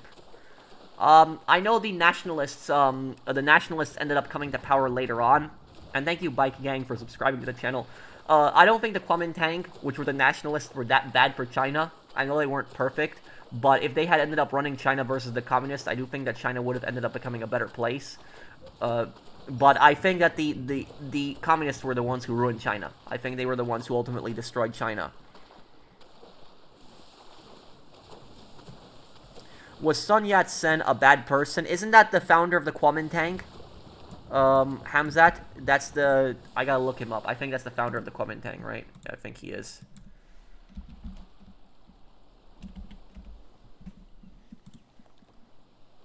Yeah, he was the, he was the guy who founded the Kuomintang. Yes, he was. No, I don't think... I mean... You can make the argument that some of the nationalist leaders were bad people, like Chiang Kai-shek, for example, but nowhere near bad to the extent that China, that Mao Zedong was. And here's the thing is, the ideology between the nationalists and the communists was very different. The nationalists hated monarchy. They hated monarchy. They were not in favor of monarchy at all. They actually supported republicanism. Nothing to do with the Republican Party of the United States. It's just the ideology, republicanism, which is basically supporting republics. Now, were the nationalists a dictatorship? Yes, in China, the Kuomintang did support a dictatorship, even though they claimed to be republicanists. But here's the thing is, their ideology said that step one, China needs to be a dictatorship. That's what they said. China needs to be a dictatorship, and they need to industrialize the country and raise people's living standards. And then once China becomes industrialized and people's living standards are raised, we will transition to a republic and give people the right to choose their government. So that was the nationalist ideology. It was first dictatorship, we industrialize the country, we build the country up, and then we go back from dictatorship and we make it into a republic. And here's the thing. The nationalists did keep that promise. They did. So in Taiwan, when they were running Taiwan, because the Kuomintang ran Taiwan, they industrialized Taiwan, they raised living standards in Taiwan, and then they allowed free elections. So they kept the promise. They did. They transitioned from a dictatorship into a republic. Did the communists ever do that? Did they ever allow free elections? No, they didn't. And so that's what ended up happening with China. China is still very much a dictatorship.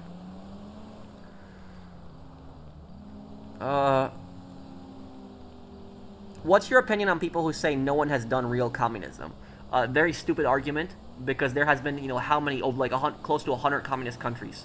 And the thing is that 1/3 of the planet used to be communist. So 30% of all of the countries on the planet used to be communist. So just think about that. And think about how many countries are still communist today. That just basically shows you the system doesn't work.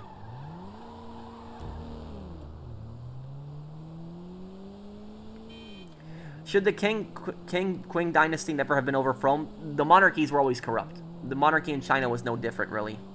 Are we ever going to achieve true unity? What do you mean by that?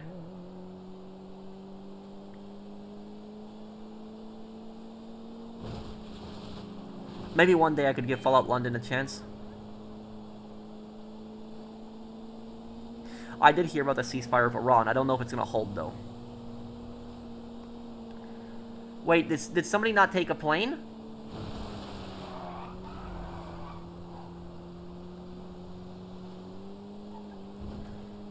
Oh, the referendum is in October. I didn't know about that, Mustang. Well, it'll be interesting to see what happens. Was communism applied exactly like they were saying to? Well, everybody has their own version of communism. It always ends in disaster. Do you think there's merit in unmanned space exploration? What do you mean by that? Are you a Skyrim fan or mostly Fallout? I would say more of a Fallout fan, but I still like Skyrim a lot. Would anything have changed if the Polish resistance was successfully able to defeat the occupation in Warsaw? Oh yeah. If the Polish resistance had defeated the German occupation in Warsaw, the Western Allies probably would have recognized them as the legitimate government of Poland.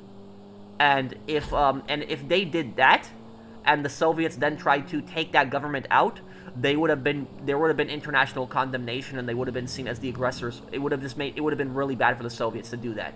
So that's why it was just so important for Poland to try to make their own government there.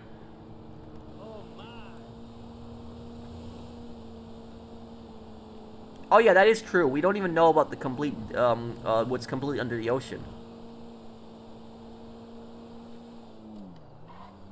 Thank you, Demigod, for sponsoring the channel for 8 months.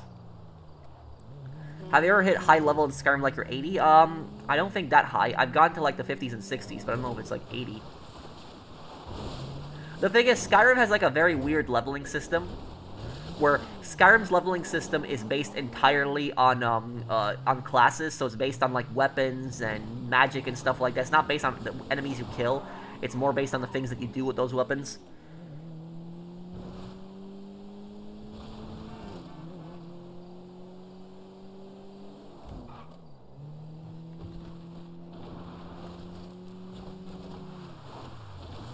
Did Poland have the right to occupy West Belarus and West Ukraine after World War I, or was it just horrible to the people who lived in West Ukraine and Belarus? Well, some of the land that Poland had gone on was lands that were majority like Ukrainian and Belarusian, but there was parts of like Western Ukraine, for example, in 1920 that were majority Polish. Like Lvov, for example, that city was historically a Polish city. Like before World War II, Lvov had like the population of the city, I think, was like 80% Polish. It was like closer to that. And then after World War II, the Soviets ended up annexing the city. So certain parts of that, there was actually a very large Polish population, but there were parts of it that they entered where there was not a Polish population at all. But the Ukraine ended up actually becoming an ally of Poland during that war. So during the 1920 war, the Republic of Ukraine actually sided with Poland against the Soviets. Thank you, Hamzat, for the super chat. Hey, doll bro, what's up, man?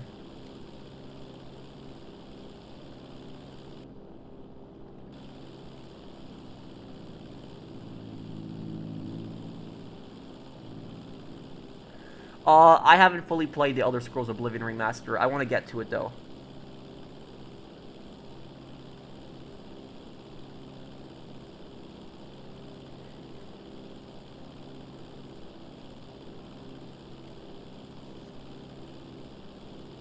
Well, when that when all those problems were happening with GTA Online at the time, I actually was away on a trip, so I didn't see all those problems. By true unity, I mean no borders, no regional conflicts, total understanding and supporting each other no matter the ethnicity or beliefs. No, that is never going to happen. There is and here's the thing is, like, having no borders would be a disaster, because like having like there are so many different cultures and peoples that if you have them in the same country together, you could end up having a lot of wars and a lot of conflicts. That could very much happen. For example, like a lot of European countries, they were very stupid, because what a lot of European empires did is that when they went into Africa and they colonized Africa, if you look at like a map of Africa, for example, Africa, the reason Africa has like the most even borders in the world. Like if you look at Europe, for example, there's no such thing as even borders. Like the borders are all just squiggly lines going all around mountains and stuff like that. But in Africa, there's completely straight lines on a lot of countries. The reason that they are completely straight lines in countries is because that's how the European colonizers drew the map before they left. So they drew the maps for these countries before they left. So they defined these countries' borders before their empires left. And what these European empires ended up doing is they put two tribes that absolutely despise each other and hate each other in the exact same country, and then they left. And what they did was that ended up causing huge conflicts and huge wars. That's why you had so many civil wars in Africa, because a lot of European empires, what they did was they put the exact same tribe in the exact same country, and then it caused a lot of problems. And it didn't just happen in Europe, it also happened in India. For example, the British, what they did was they had drawn the borders between India and Pakistan in such a terrible way. Indians and Pakistanis were both in the exact same country. Pakistanis were largely Muslims, Indians were largely Hindus, and when the British were leaving and they were drawing the borders of Pakistan and India, what they did was they put a lot of Muslims in Hindu majority areas and they put a lot of Hindus in Muslim majority areas. This led to a lot of conflict in India and Pakistan, and a lot of wars ended up starting because of this. So to answer the question is no, I don't think that you can have like a situation where you can have no borders, because there are just so many people that don't like each other, and so many cultures are different, and different. So many cultures are different. People do things differently, and I don't think that it would work.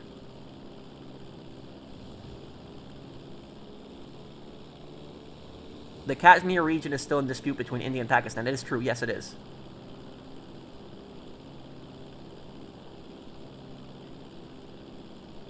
I mean, there could be some research in that, Bellic, but at the end of the day, is it's not like it's some kind of science that's going to absolutely help us.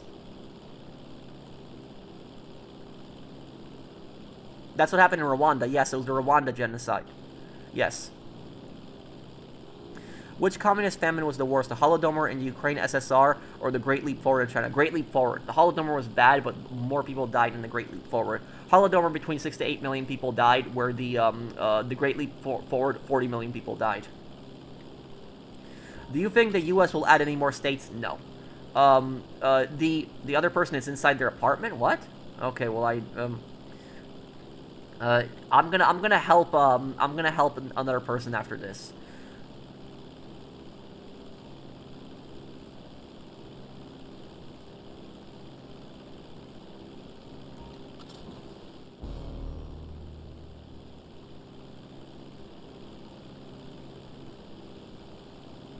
Oh, I guess that's pretty interesting with that GTA dev kit.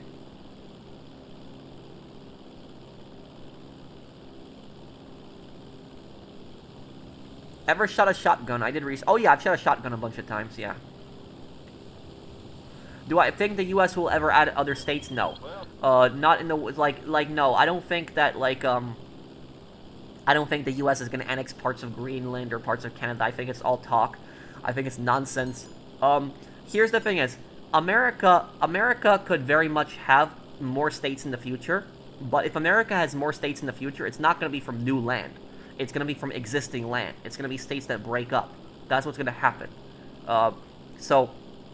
Like, if you look at a lot of states, like, for example, Oregon, there is a movement in Oregon to actually break up the state. Like, there are people that want parts of Oregon to be part of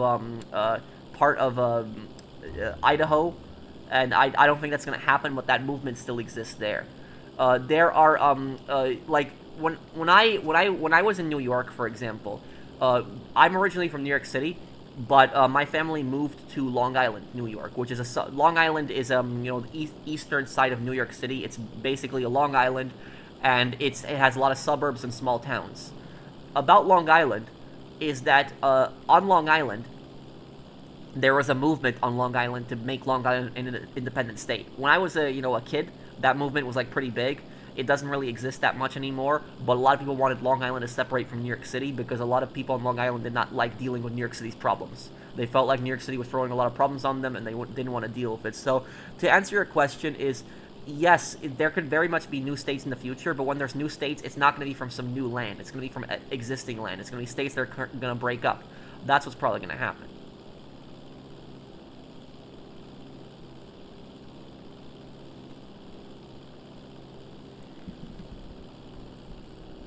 Yes, I still plan on playing the Jimmy DLC for Mafia. Okay, I'm gonna leave here. Hey, Professional, I just started to create content for GTA Online, starting from Career Builder as a definitive guide for a new YouTube channel to become a creator for GTA like you. Is it doable? Well, here's the thing, Xavier.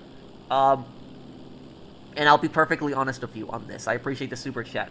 Trying to grow as a GTA Online content creator right now is very, very difficult. Very, very hard. It was a lot easier back in the day. The reason for that is because GTA Online is past its prime. This update that comes out in June, so the next update that comes out in 2 months, this is going to be the final update. There's not going to be any more updates after that. And GTA Online has gotten less and less views. Less and less views. I remember TGG was in my live stream like a couple weeks ago. He came by to hang out, and I asked TGG a question, and I asked him, did you see like lesser views on your videos, like your GTA videos, over like the past 2 or 3 years? And he told me, yeah. He said that, you know, the channel's been good, but views have been going down. And same thing on my channel, and same thing on a lot of other people's channels. It's not a coincidence. Is that views on GTA have been going down because GTA is just not as popular as it used to be. It's not, a lot of people are just not as interested in GTA Online anymore. So like my channel, for example, I had like record views in like 2019. Like 2019 was my best year. Like I would post like a GTA Online video, and within like a week it would get 100,000 views. That was it. So I still get videos that get like 100,000 views, but usually that happens after like a month. After like a month, a video of mine gets like 100,000 views, where in the past it used to be like a week. So like GTA Online is just not as popular as it used to be. So it's gonna be a lot harder to grow as a content creator. However, though, that doesn't mean that you shouldn't try, and that doesn't mean that you should give up or anything like that. My best recommendation for you is that when the next GTA Online update comes out in June, whatever that GTA Online update is, cover it instantly. Like right when it comes out, like right on the dot, be there. Like right when the update downloads, be there, and just start uploading videos right away on it. Because if you are one of the first few people that uploads content like that, you're gonna get the most amount of views. That's one thing that I hate about GTA Online updates. That's one thing I hate about them, is that it's always like a race to try to post stuff really quickly. So like for me, I don't like rushing my videos. I like to take my time with it, but it's still a rush, because at the end of the day, we are competing with other channels. So like other channels are competing with each other, and whoever gets that video out first is the person that's gonna get the views. So like when there's like a new business or something like that, whoever gets that new guide out first is gonna be the person that gets the most views. You know, whoever gets the video out on like the new missions and stuff like that, whoever gets the review on the vehicle out is gonna get the most views. So that's what it pretty much is. It's a race. So what I would tell you is, when the new update comes out, whatever it is, just cover it as much as you can. Try to be as detailed as possible with it. Try to get straight to the point. Don't waste time. Don't drag out videos. Try to make them short and straight to the point, and you will get a few hundred subscribers from that. It'll happen to you. But it's gonna be harder. But then when GTA 6 comes out, to start posting content on it, because there are a lot of people that are going to become popular GTA YouTubers that aren't even YouTubers right now. When GTA 6 comes out, there's going to be a whole brand new set of YouTubers. There's going to be a lot of new guys that have never uploaded videos before, and they're going to start uploading guides, and they're going to become the new GTA 6 YouTubers. That's going to happen. We're going to have a new generation of GTA YouTubers. There's going to be people that are going to be past me. I'm 31, so there's going to be people that are going to be like in their early 20s, the next generation of people that are going to be the next, GTA YouTubers. So they're coming up. So there's the next generation's coming up. So it doesn't mean that I'm done. I'm still posting like GTA content, and that's going to happen. But there's going to be another generation of people that are going to be content creators, and you could definitely be part of that. That could be you there. So that's what I'll say about that. So when GTA 6 comes out, is don't give up, and post content right away when you do it. Quality over quantity. Thank you. Yeah. GTA lore videos is more popular in GTA Online. That is true. Whenever I make a lore video, it is more popular than GTA Online. That is true. Yeah.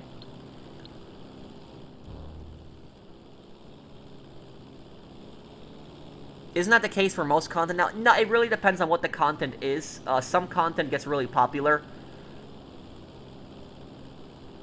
You have the best content. Well, thank you.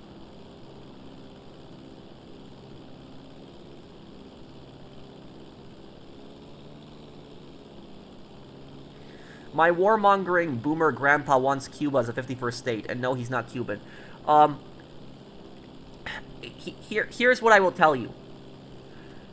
If let's say that America made Cuba a state, right? Let's just say theoretically, let's just play that game, that it happened. That will be a disaster, a complete disaster. It would just be a nightmare. And here's the thing is, I don't want to sound like an imperialist. I'm not an imperialist. But the only way that Cuba would have succeeded as becoming an American state is if America made Cuba a state right after the Spanish-American War. If America made Cuba part of America right after the Cuban-American War, like what they did to Puerto Rico, then yes, you could argue that Cuba might be successful today. And yes, Cuba could be a rich place today. But trying to make Cuba a state today, right now, that would be a complete disaster. So if you want to argue with your grandpa, and you want to make your grandpa look kind of dumb in this situation, tell your grandpa this. Are you going to pay higher taxes to fix Cuba's infrastructure? Are you going to be willing to do that? Because I bet your grandpa will say, no, I'm not going to pay higher taxes to fix Cuba. Well, you're going to have to. If Cuba became the 51st state of America, imagine all the problems America would have to deal with. People in Cuba are so poor. Most people in Cuba don't even own a car. And the people that do own a car are driving cars that are from the 1950s. Like, literally, Cuba's energy grid is a disaster. Like, their energy grid constantly breaks. Like, they need a whole new energy grid. They need new factories. They need new power plants. They need everything new. Everything, their infrastructure, their roads, their trains, everything needs to be rebuilt from the ground up. Like, literally, it's like, I'm not trying to offend anybody who's Cuban, but like literally the only way to fix Cuba would be you would have to rebuild everything, the cities, the infrastructure, everything, because it's such a disaster. Everything is just so badly constructed. Everything is just so badly built, and that's what people don't understand. Is people say, oh, we'll make Cuba a state and everything will be good. It's like if you make Cuba a state, you would have to increase taxes so much on Americans to pay for that stuff, and it would. And the thing is, Cuba would not be brought up to standards until maybe like 20 or 30 years. After like 20 or 30 years, then maybe it'll be successful at that point. But like the amount of money that America would have to pour into that, it would be a disaster. And that's what people don't understand, is that Cuba would be a debt trap for the America. That was pretty much would be. Is that if it became like a state, like the amount of just stuff that you would have to pay for, just imagine that, to fix that country. And this is the reason on why this is the exact same reason on why so many South Koreans don't want North Korea to join them. So if you ask a lot of young people in South Korea today, you ask them, do you want North Korea to ever become part of South Korea? Like no more, Kim Jong-un, no more dictatorship, no more of that stuff. Like if the dictatorship in North Korea collapsed tomorrow, like would you want North Korea to join with South Korea? And most South Koreans would tell you no. They would say hell no.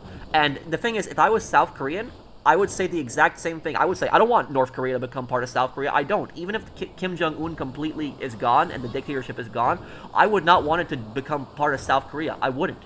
And the reason I wouldn't is because, think about that. In North Korea, it's even worse than in Cuba. Even worse. The average South Korean makes literally 20 to 30 times more than the average South Korean. It's not even comparable. Where in West Germany, for example, the average West German would make 3 to 4 times more than the average East German. 3 to 4 times more. But in North Korea, it's like 20 times more the average South Korean makes than the average North Korean. So it's such a massive difference. And even when West Germany joined with East Germany, there were still so many economic problems. Like West Germany had to completely rebuild East Germany because their infrastructure was just so bad. Because the communists are just so stupid. Whenever communists run countries, they destroy the economies and just destroy everything. Communists don't know how to run countries. They don't know how to run economies. They're so stupid whenever they run stuff. That's why almost every communist country is always such a poor, dysfunctional country. But just think about that. If South Korea joined with North Korea, you would have such poor people living in your country. And North Korea has a population of around, I think it's like 25 million people, like around there. So if the North Koreans saw what life was like in South Korea, if they saw how good life was like in South Korea, half of North Korea would come into South Korea. And that would be a disaster. Because one, you would lose half the population in North Korea. nobody would be living in North Korea anymore, so nobody would be maintaining the roads in North Korea, nobody would be running the factories in North Korea, nobody would be running the farms in North Korea, because everybody from North Korea would go into South Korea, and on top of that, you would have like 10 million really poor people come into South Korea. And when you have a bunch of really poor people come into a country that's really rich, yes, it causes everyone's living standards to go down. Yes, it's bad for the economy. When you have a lot of poor people come into a rich country, it's very bad for the economy. What that does is it drives down wages, because the North Koreans would then work for a lot less than what the South Koreans are working for, and it would piss off the South Koreans, because a lot of South Koreans would end up losing jobs to that too. So that's why a lot of South Koreans, for example, they don't want to join with North Korea, because they realize how dysfunctional North Korea is and how poor it is. And if South Korea joined with North Korea, South Korea would have to fix all of that. They would have to fix North Korea's infrastructure. They would have to feed the North Koreans. They would have to give the North Koreans all the food, because the North Koreans are so starving. It would be a disaster. That's why South Korea doesn't want to deal with that stuff. Yes, they're the same people. They speak the same language, but they don't. The countries have been so far apart that South Korea does not want to deal with that anymore. They don't. They don't want to run with that. They don't want to. They don't want to. They don't want to deal with that stuff. So that's all I'll say. It would be a complete disaster to join South Korea and North Korea together. It just would not work. The best thing that can happen is for North Korea to the North Korean dictatorship to collapse. Like if the North Korean dictatorship collapsed and then North Korea became like a new country, like it was still North Korea, but it actually became like a democracy and stuff like that, and then they started rebuilding their country, then maybe like one day after like 20 or 30 years, when they rebuild their country and they raise their living standards, then maybe one day they can, you know, reunify and become like one giant Korea. But as it stands right now, like trying to join North Korea and South Korea, it would be a complete disaster. And also, what the North Korean culture is so much different than South Korean culture. South Korean culture is more individualistic, where North Korean culture is very collectivist. North Korean culture is very communistic, where South Korean culture is very capitalist-like. So, for example, in when a lot of North Korean refugees, when they actually come to South Korea, they don't know how to shop. I'm not joking when I say that. When North Korean refugees get to South Korea, they don't know how to shop. They don't know how to go into stores. They don't know how to use money. They don't. And people are probably wondering, like, what? How do they not know how to use money? How do they not know how to shop? It's because in their country, the government provides everything for them. They use ration cards. So in North Korea, yes, they do have a currency, but they rely everything on rations. And so when you go to a store in North Korea, you don't go and pick stuff up off the shelf. You go to the counter and you tell the person at the counter what you want. You tell them, I want milk, and you give them a ration card and they give you milk. So it's not like you go in the store, you pick up like a basket, and you just choose what's on the shelf. Those supermarkets that North Korea has where they show like, oh, orange juice and like hamburgers on shelf, that's all fake. That's not real. That's bullshit, excuse my language. So like when you have like, if anybody's seen the movie The Interview, I know it's a comedy movie, but when James Franco like goes into the North Korean supermarket at the end of the movie and he realizes everything is fake, it's not real, the food is all plastic, that is pretty much what that is. It's all just for show. In North Korea, people don't actually shop. They go to the store and they go behind the counter and they tell the person like what they want. That's basically how it works. And even with that, you have limits. The government tells you can only get this much amount of milk in a week. You can only get this much rice in a week. You can only get this much meat in a week. And so when North Koreans come to South Korea, it's a complete culture shock for them because they don't know. It's like, oh, I get money and I have to use money now and I have to pick the items on the shelf and there's so many different things to choose from and they don't know how to handle it. They can't process it. And I don't blame them because they live in a completely different society. But what's happened was a lot of South Koreans, what a lot of South Koreans are doing is South Koreans, what they do is they make fun of North Koreans. They bully North Koreans. So like when a lot of North Korean refugees come, they get bullied heavily by South Koreans, and the South Koreans make fun of them. And like, for example, that they don't know how to shop. When in reality, it's not something you should be making fun of for somebody because they grew up in a horrible dictatorship where they weren't taught things like that. They weren't taught how to shop. That's something that was normal for the South Koreans. It's not normal for the North Koreans. It's a very completely different culture. So that is that is it. Is North Korean refugees? Yes, they have experienced a lot of bullying in South Korea. It's very sad with the whole thing, the whole situation there. But that is what it's that is what the situation is like in North Korea. It's like a complete disaster. Battlefield Hardline, yes, I do want to do a playthrough, and I gotta do a stream on that before they shut down the online. Hyper Rational, been watching and lurking for a long time. Do you think you would ever consider playing the Legend of Zelda games? I think you're into the lore of all the royal history stuff. Well, I did like Mega Man Legends back in the day, and I know Zelda is very similar to Mega Man Legends, so I could maybe give those games a try maybe one day. Thank you, Madur Review. Thank you for the super chat.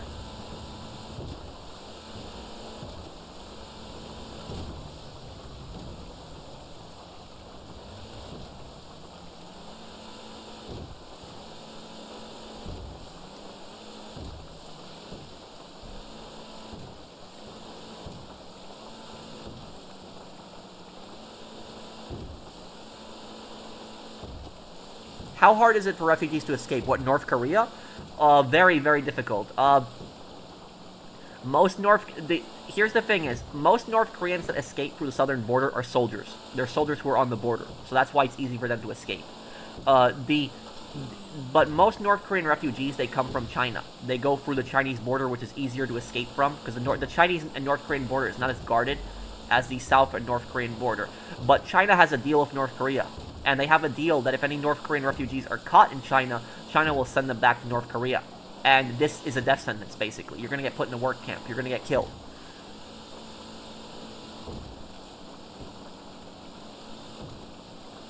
Oh yeah, Killzone's a playthrough I definitely want to try.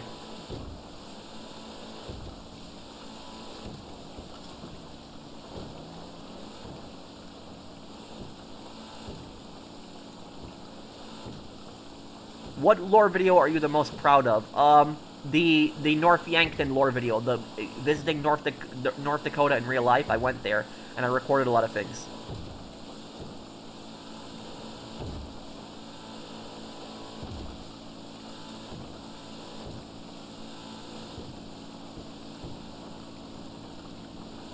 Hey, professionals, seeing how the economy of the entire world is falling, and there's so much screw-ups from presidents and companies, do you think we're ending up in a second Great Depression?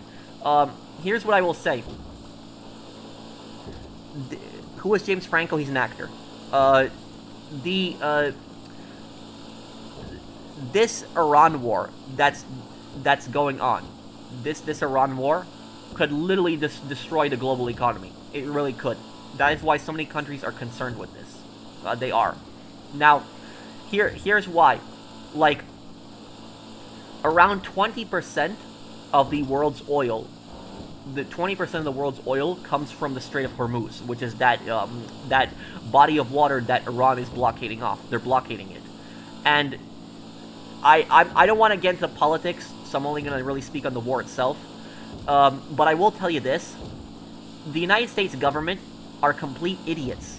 Because I don't know why the United States government was like so shocked that Iran blocked the Strait of Hormuz. Like, they were just so shocked by that. I don't know why the U.S. government was so shocked that Iran did that. Because literally, is anybody in Iran's position would do that. Like, they would literally block that to disrupt global oil trade. Like, anybody, even if America was in that same geography, they would have done the exact same thing. So any country in that situation, I'm not defending Iran, it's a brutal dictatorship, it's a psychotic dictatorship, but I'm just saying is that any country in that situation would block that body of water to disrupt global oil trade. But I don't know why the U.S. was so surprised that Iran did that. Like, they were so shocked that they didn't see that coming. They're so stupid. And it's so incompetent. But anyways, the reason that's really bad is because we have not seen the full effects yet. 20% of the world's oil comes from the Strait of Hormuz. And think about it this way, is that the American president said like a couple weeks ago, he said that, we don't need the Strait of Hormuz. We produce our own oil. He said that. America produces its own oil. And then the other day, he was freaking out about it, and he was saying that, open the effing strait. Like, just, saying that. The reason that he was downplaying it at first, he was trying to make it seem like it wasn't a big deal, but in reality, it actually is very much a big deal. Here's the thing. The United States cannot produce a lot of its own gas. Even though the United States has huge gas reserves, especially in places like Alaska, America can't. And the reason that America cannot produce their own domestic oil is because America has a deal with Saudi Arabia. After World War II, America and Saudi Arabia made a deal. And the deal was that Saudi Arabia would be the global oil producer in the world. And America would allow that. In exchange, America would protect Saudi Arabia, and in exchange for that, Saudi Arabia would use the dollar for oil trade. And because Saudi Arabia has used the dollar for oil trade, this has helped the American economy a lot. But if America basically starts drilling oil in Alaska, Saudi Arabia is going to back out of that. And Saudi Arabia is going to stop using dollars, which is going to affect the American economy tremendously. When oil is not being traded in dollars, it's going to affect the U.S. economy tremendously for that. So that's why the United States does not drill as much as, technically they should, because it's their deal with Saudi Arabia. Now, going back to the Strait of Hormuz, here is what the American president does not understand about this situation. Oil prices are not based on local production. They're not. They are based on global prices. So even if you have like Alaska, let's just say that America got all of its oil from Alaska, theoretically, right? If the Strait of Hormuz is being blocked, the price of Alaskan oil is still going to go through the roof, because the price of oil is set globally. It's not set based on, what you drill in Alaska. It's set based on globally. And when the price of oil goes up in the Middle East, and because the Strait of Hormuz controls 20% of the world's oil is going to go up everywhere in price, including Alaskan oil. So it doesn't matter where the oil is coming from. Oil is going to go up in price regardless everywhere, because it's just based on international. It's not based on local oil. It's based on international sales. So that's why the United States is so desperately trying to open the Strait of Hormuz, because they know that if this keeps getting blocked, oil is going to keep going up, and it's going to keep increasing. And here's the thing. China produces a lot. China gets a lot of its oil from the Strait of Hormuz, and this is pissing off China. China's getting pissed about this. Now, China is not really saying that much about Iran, because China wants to keep friendly relations with Iran, so they're not really criticizing Iran in this aspect. But China is getting mad, and when the price of oil goes up in China, that's going to be very, very bad, because China is the world's leading manufacturer. China produces a lot of the world's products, like your TVs, your PlayStation, or your phone. A lot of that stuff is produced in China. If the price of oil goes up in China, it's going to increase the price of all of those goods. All of it. So not just groceries, every electronic you buy is going to go up in price because of this war. It hasn't happened yet, but it's going to happen. If this war keeps dragging on, that's what's going to happen. All the price of everything in stores is going to go up because of this stupid war. And the situation gets worse. With higher gas prices, what's going to happen is supermarket food is going to go up in price as well. So everything that you buy in the supermarket, that is going to increase in price as well. That is going to go up because of transport. You got to pay, the people in the trucks to get the stuff to the supermarkets. You got to put them on trains and stuff like that, on planes, whatever you're using to ship the stuff, on boats, whatever you're using to ship it, you have to use fuel. And so that's going to increase the price of groceries. And groceries are going to go up in price. And everything else is going to go up in price. And so what we are looking at right now, if we don't stop this war, if we do not stop this, this is going to turn into a global recession. That's what this is. This is not going to affect just America. So a lot of people might say, oh, I don't live in America. It doesn't affect me. It doesn't matter. Wherever you are in the planet, this war is going to affect you. This war does not end. This is going to cause a global recession. Now, some countries are going to be better off than others, but some countries are going to have a lot of problems. Like one country that is about to collapse, like it's literally about to fall apart, is the Philippines. And the reason the Philippines are about to fall apart is because the Philippines gets almost all of their oil from the Middle East. And the Philippines only has like 40 days left of oil reserves. And they are so desperate for oil that what they are doing is they're powering cars based on coal right now. If this war does not stop soon, the Philippines could literally collapse. Like their entire economy could collapse because of this, even though the Philippines is so far from this entire conflict because they rely so heavily on oil from the Middle East. So this, like I'm saying, is that this is just this is literally could be a disaster waiting to happen. And anybody who has also mortgage rates have already gone up. Mortgage rate stuff that you borrow money for houses, that's already gone up. So if anybody here was alive in 2008, if you were alive in 2008 and you remember that time, if you're not like a baby and you remember that time, you remember the recession, this could actually be worse than the 2008. If this war does not end soon, this could literally turn into a global recession, and this could really destroy the global economy. So that's why I'm saying is that the United States government are just so stupid for starting this war. They are. I don't support this war at all. I'm not for this stuff. I don't want to get into the whole political drama. I'm a non-interventionist. I don't support alliances. I don't support America being in alliances. I don't support getting involved in other countries' affairs. And so I wish we would take care of our own country. But that is it. We get involved in these other countries' affairs. Stuff like this happens. We get involved in these stupid wars, and now what it's going to have is going to have a global effect on the economy. This literally could lead to a global recession. So it's literally it's a disaster waiting to happen. I honestly think, and this is the last thing I'll say about it. Last thing I'll say about this is that the U.S. government, I think, completely underestimated Iran. They did. They completely underestimated. And I am no Iran supporter. I want to make that clear. I do not support the government of Iran. It is a psychotic theocracy dictatorship. I cannot stand them. But just because I hate the Iranian government does not mean that I want a war with Iran. I hate Cuba's government. I hate North Korea's government. But I don't want a war with North Korea, and I don't want a war with Cuba either. So that's basically what I'll say about this. It's a disaster. The U.S. government underestimated Iran. They didn't expect Iran to have the capabilities that they did. They didn't expect Iran to be able to strike so many countries that they did, and this is just getting really bad. A lot of people have ended up dying. A lot of American soldiers have died. You had civilians that died in Iran too. You had a school that got blown up. It's really, really bad what's going on, and I do not support any of this stuff that's going on. It's honestly pissing me off just seeing what's going on, and it's pissing me off because I know that if this doesn't end in a couple months, literally the economy is going to be bad. So I don't want to scare people with what I'm saying, but I know one person was just asking me what I think this war is going to do, and that's basically my answer: is it's going to destroy the global economy if this is not going to get stopped. Yeah, well, Israel is also responsible for this. There's no doubt about that. I will agree with that too. Israel also has a huge part in starting this war. It's not just America, definitely. So it's honestly, I'm just getting so mad at getting involved in other countries' affairs. I'm so annoyed about that.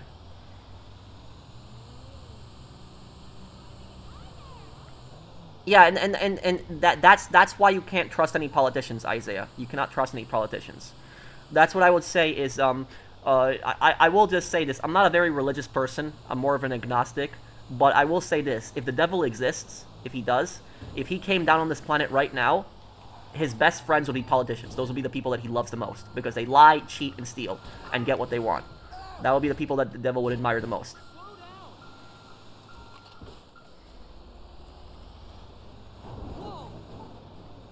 Uh, are we in Black Ops 2? Maybe to a degree now.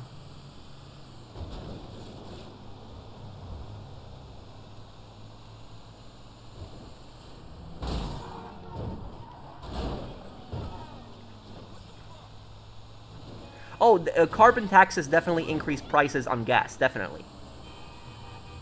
There's no doubt about that. They do.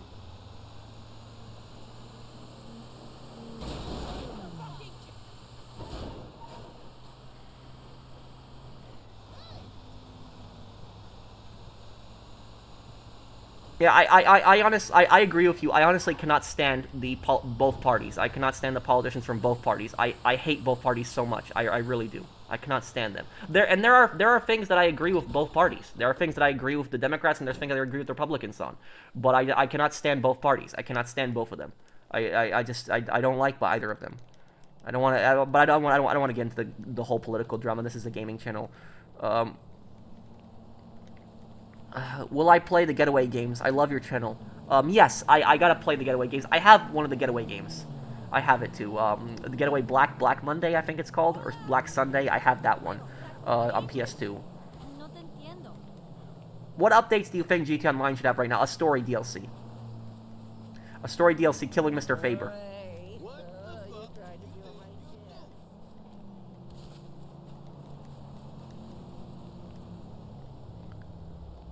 I am numb from the Iran war, yet my patience are running thin. I want the global recession to happen already. You do not want that.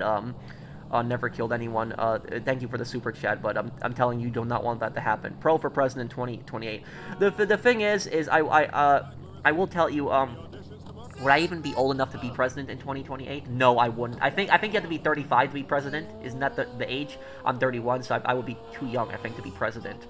But the thing is I could never become president. And the reason I could never become president is because I feel like the CIA would assassinate me if I was president. Like, I think that they would kill me. So I don't think I could ever be president.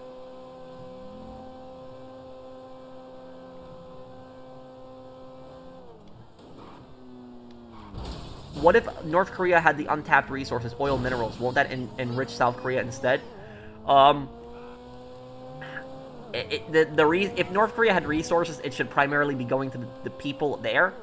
But it's North Korea really has no resources. It really doesn't. Good time to buy stocks, though. Maybe, I guess. Stocks are falling, so I guess maybe there's that.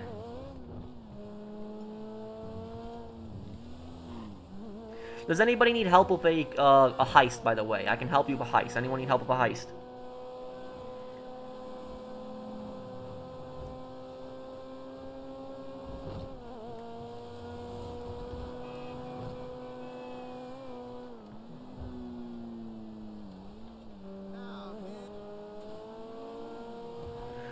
I will tell you something.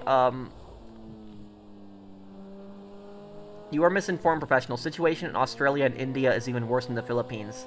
I don't know about that, dude. I've seen some really horrible things going on in the Philippines right now. I have friends that live in Australia. I talk to them, and yes, gas is going up in Australia, and the Prime Minister talked about it recently, but it's not near the problem that the Philippines is having. About India, I don't know that much about India, so I don't know I'm sure they're having some gas problems from this.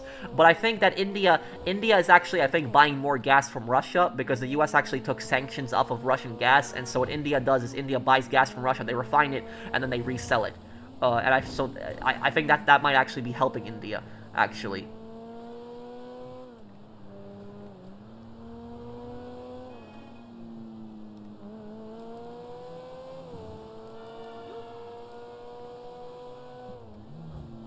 But look, I will tell you this. I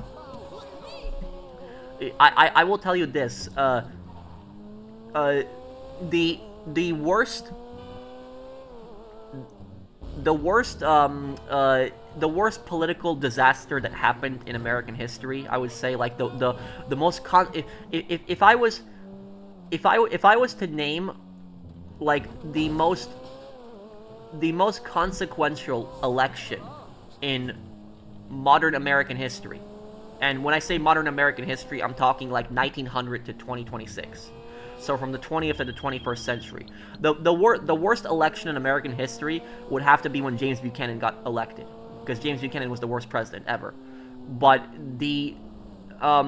if we're talking modern history, the worst election would have been the I don't remember the year. It was like early 1900 something, but it was the election where Woodrow Wilson got elected. That was literally the worst election in modern American history. And the reason that was the worst election in modern American history was because you had Woodrow Wilson that came in, and Woodrow Wilson created the federal income tax, which whenever you have the federal income tax, you pay that today, you can thank Woodrow Wilson for that. He did that. But most importantly, what it did was it cemented the two-party system permanently. Because after that election, the two parties were Republicans and Democrats were always going to be the ones who were going to be in power. What happened was Teddy Roosevelt was not given the nomination to be the Republican candidate, and he got really mad. And what Teddy Roosevelt did was he created his own political party called the Bull Moose Party. Now, about this is Teddy Roosevelt was one of the greatest American presidents ever. He is literally one of the best American presidents that we have ever had. And the thing about Teddy, and this is what was so great about Teddy, was he was a president that both the left and the right like. Like, literally, if you ask left-wing people, they tell you they like Teddy Roosevelt. If you ask right-wing people, they tell you they like Teddy Roosevelt. Everybody liked Teddy Roosevelt because he was just such a great president overall. He had so many great policies, so many great views. But going back to him, is Teddy Roosevelt's political party, the Bull Moose Party, it was supposed to be a Big Tent party. And what a Big Tent party basically is a Big Tent party is a party that attracts a lot of different ideas. So it doesn't have like a specific core ideology. It doesn't have like a specific, like Democrats and Republicans have their own ideology, their own viewpoint. A Big Tent political party is a party that encompasses a lot of different viewpoints. So a lot of different people with different viewpoints can run in the party. And if Teddy Roosevelt had won that election and had become the American president, because he got a lot of votes, but he didn't end up winning because he split the vote between the Republicans and the Bull Moose, and because of that, the Woodrow Wilson, who was a Democrat, ended up becoming president, and Woodrow Wilson destroyed the country.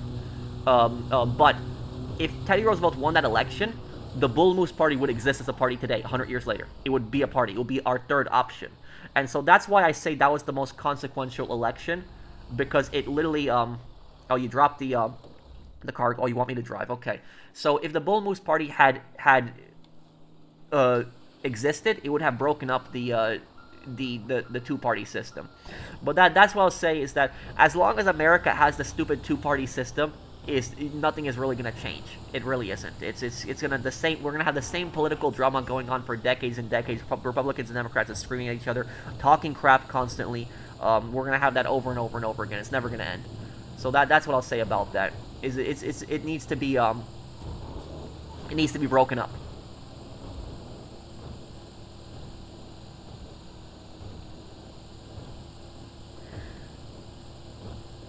It takes a strong man to deny what's in front of him, and if the truth was undeniable, you create your own. Have you played Spec Ops: The Line? No, but I know the game. I know it has an extreme anti-war message, but you gotta check out my Ace Combat playthrough if you're if you like that game, because Ace Combat Zero has a very big anti-war message.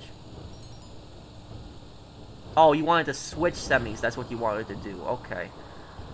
Well, I guess we could switch semis, but it's 5 kilometers away. Thank you, never killed anyone, for the super chat. Yeah, I'll play the Warriors game. Okay, Toxic, wait until I get down the hill. When I get down the hill, I'll give this to you, because I'm gonna gain some speed right here.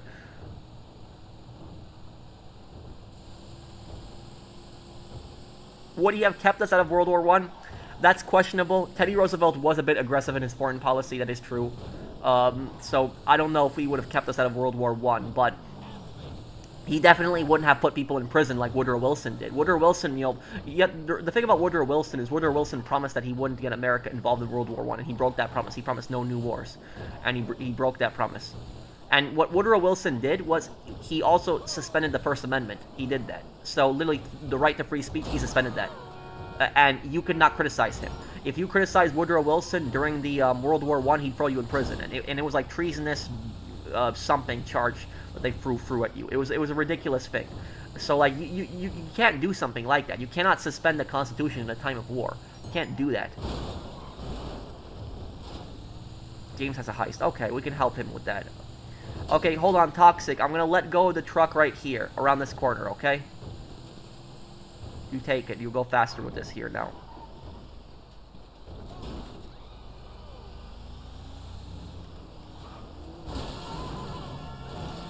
Woodrow Wilson also endorsed the Ku Klux Klan's movie. Yes, The Birth of a Nation. He played it in the White House. Not only that, but Woodrow Wilson also segregated the government. So the federal government was desegregated.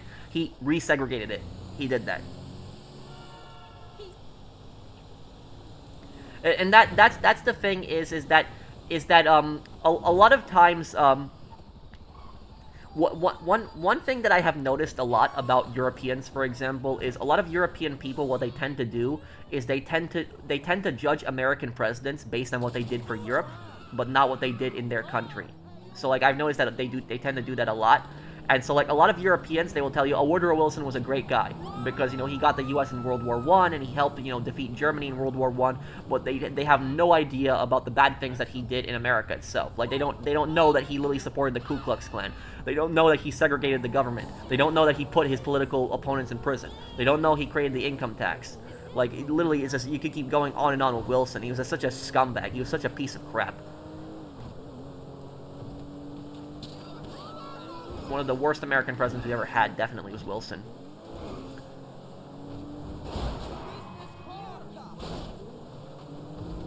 Reply, GTA 3, the Latin had a K for Cipriani? Wait, what?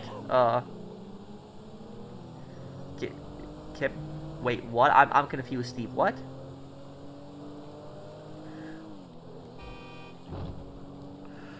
Well, I can understand that feeling, Will, but the one thing I will say about that, thank you for the super chat, is you shouldn't be a pacifist, because there are times when you need to defend yourself, but you should never be an aggressor. There's a difference between being a non-violent person and being an aggressor. That's what I would say.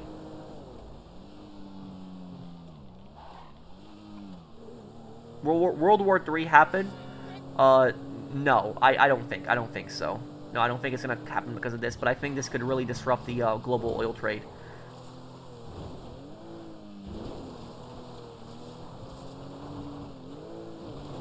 What do you think would have happened if Victor Vance listened to himself? He'd probably still be alive.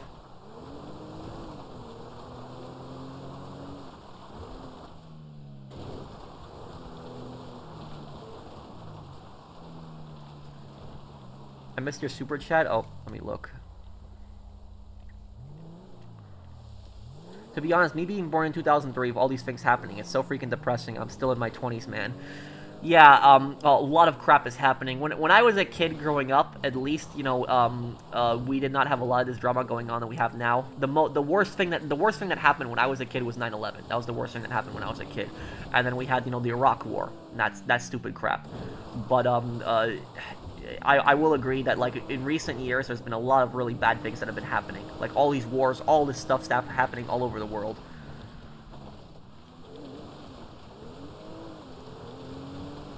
Didn't the state of Tennessee also have a corrupt governor that led to the Battle of Athens? He wasn't a governor. He was a sheriff. I think he was a sheriff of a county, and he was what basically happened was there was this. He was either a sheriff or a mayor. That's what he was. Here's what ended up happening. There was this small town in Tennessee, and the sheriff in the town was like a neo-Confederate. And what he did was he had just with his corruption, he nearly bankrupted the town because he stole so much of the town's money. And what he did was he stuffed ballot boxes, he rigged the election in the town, and the most extreme thing that he did was he did not allow black people to vote, which you can't do something like that. But he didn't allow black people to vote. And then what happened was all the people that were in the town, most of the guys in their 20s, were fighting in the Pacific during World War II. And so those guys went through hell fighting against the Japanese. Those guys literally dealt with just so much BS, just seeing their friends die, dealing with bonsai charges, just the hot tropical conditions, not getting to eat every single day, starving, dehydrated. It was horrible.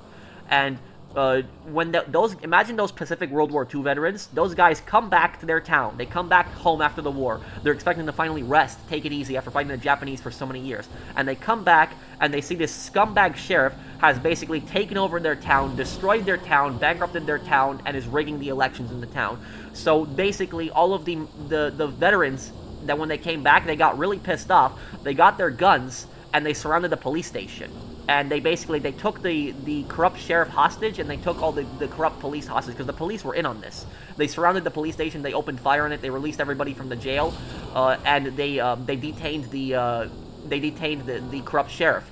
And here's the thing: is when the U.S. government got involved in this situation, none of the soldiers got arrested for that, because the U.S. government said that the soldiers were defending the town, because the sheriff, I don't remember if he was the sheriff or the mayor, but he was either one of them. He was very corrupt. That's what the Battle of Athens was. It was a bunch of World War II veterans that came back. They were pissed off after, and the thing is, you can understand how pissed off the World War II veterans were.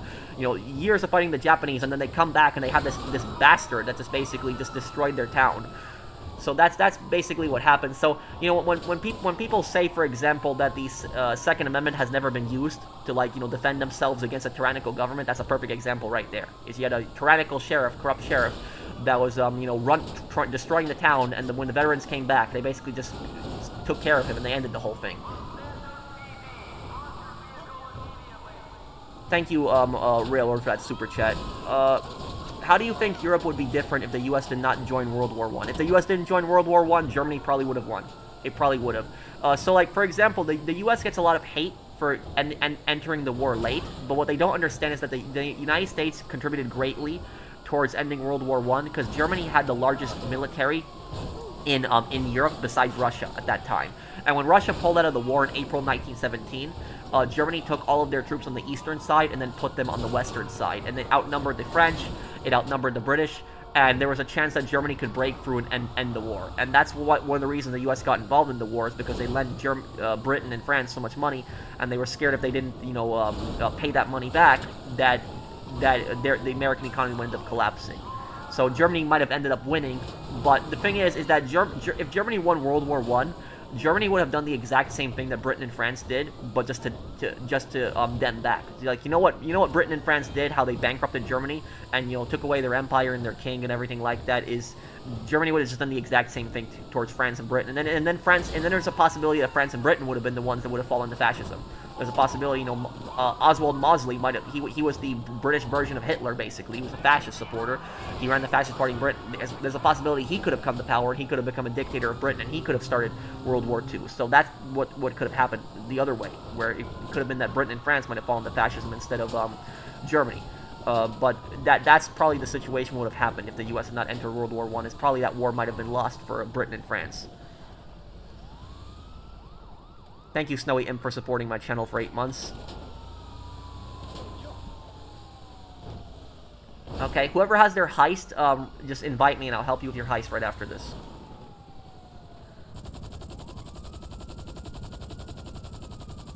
Do I think America loses its superpower status? Not really.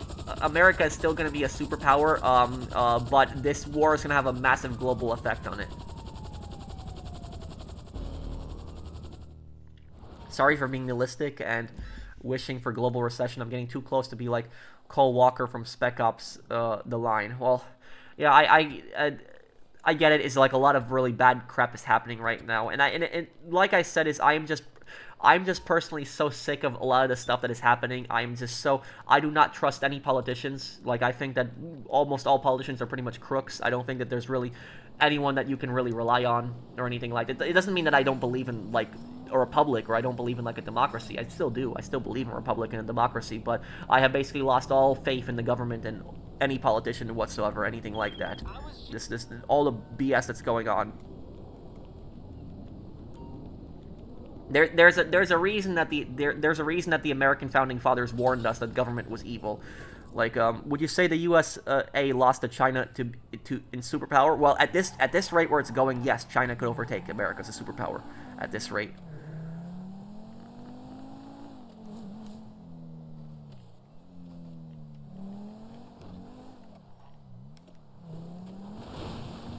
Who do I think is the most moral GTA protagonist? Vic.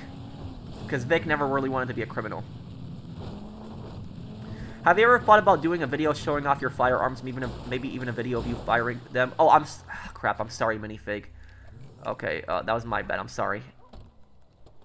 You want me to drive that? Okay, I'll drive it. Sorry, I didn't even see you, I wasn't even paying attention. Hate to spam, but why did World War II start? Because Hitler was a maniac, and he didn't know how to keep his promises, and he was just gonna invade most of Europe.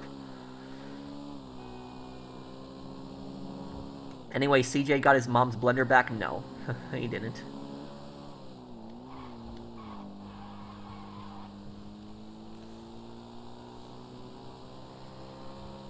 Next week, Thursday, it's my birthday. Oh, happy birthday, Jatchend. When's the Russian-European assault part coming? Tomorrow? I don't want to get into politics, Degree.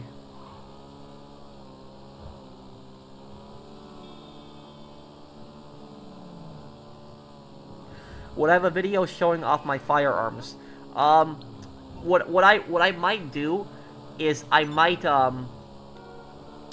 could maybe do like a video where I show all the guns in GTA 6. So when GTA 6 comes out, what I could probably try to do is I could probably try to get a lot of the firearms that are in GTA 6 as long as they're not super expensive.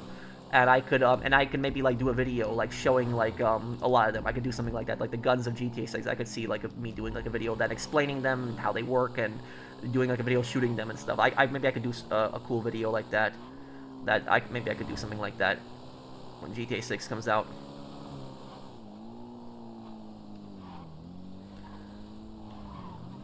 People will put your pictures into the news under false circumstances. People already do that with AI. Like people already like create false pictures and everything like that. Is there a Battle of the Bulge in the European assault? Yes, there is. That's the final part of the game.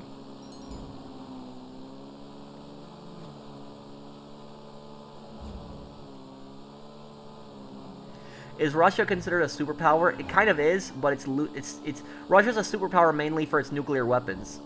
But Russia has just it's their military.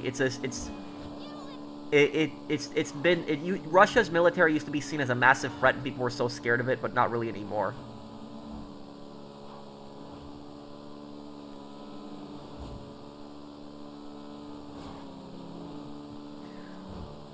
I don't know, Puxy. When GTA 6 comes out, I'll figure out if I want to make that video or not.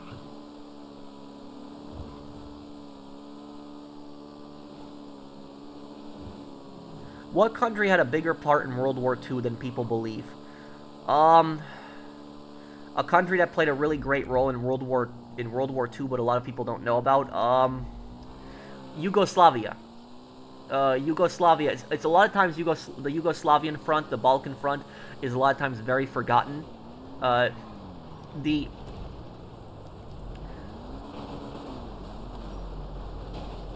what for example, the Yugoslavian partisans were literally the most effective. They were literally the most effective partisans in World War II. They were the most effective resistance members. Like, they were the only resistance group that really largely pushed the Nazis out on their own. There was other resistance movements across Europe, but they had help from the Allies, where the Yugoslavian partisans were the only partisans that really pushed the Nazis out of their country without really as minimal help from outside forces. What is the most cursed gun image that you've ever seen? I have to answer that question in a specific way. Are you talking about real life or video games? When you say cursed gun image you've seen, are you talking a gun in a video game, or are you talking about in real life? Any updates on the GTA 4 remaster? It's not coming out, Joelda. If it was, it would have come out around Christmas time. It's not coming out.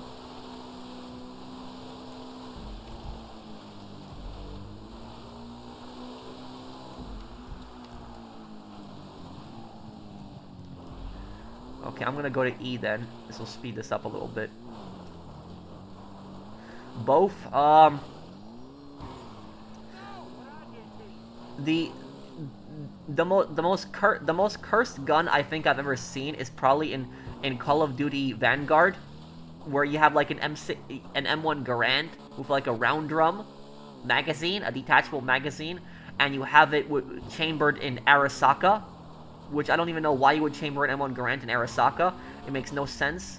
That's probably that. In real life, the most cursed gun that I can think of in real life, not something that I've seen in person, but something I've seen online. The most cursed gun that I can think of. That's gonna be a tough one. There was this one handgun that I remember. I saw like a video on it, and like it's such a stupid design. It was just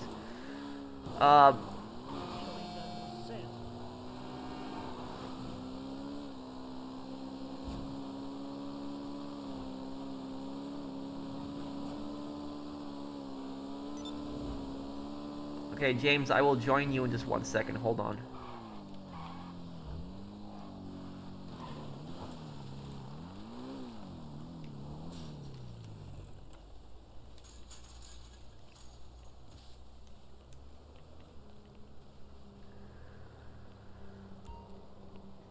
The zip. I think it might be the zip. Yeah, I think it might be. Hold on. Let me look up a picture of the zip, because it actually might be that.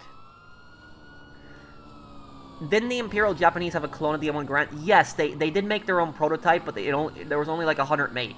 It does make an appearance in Battlefield 1943, but it wasn't it really wasn't mass produced. It was less than 100.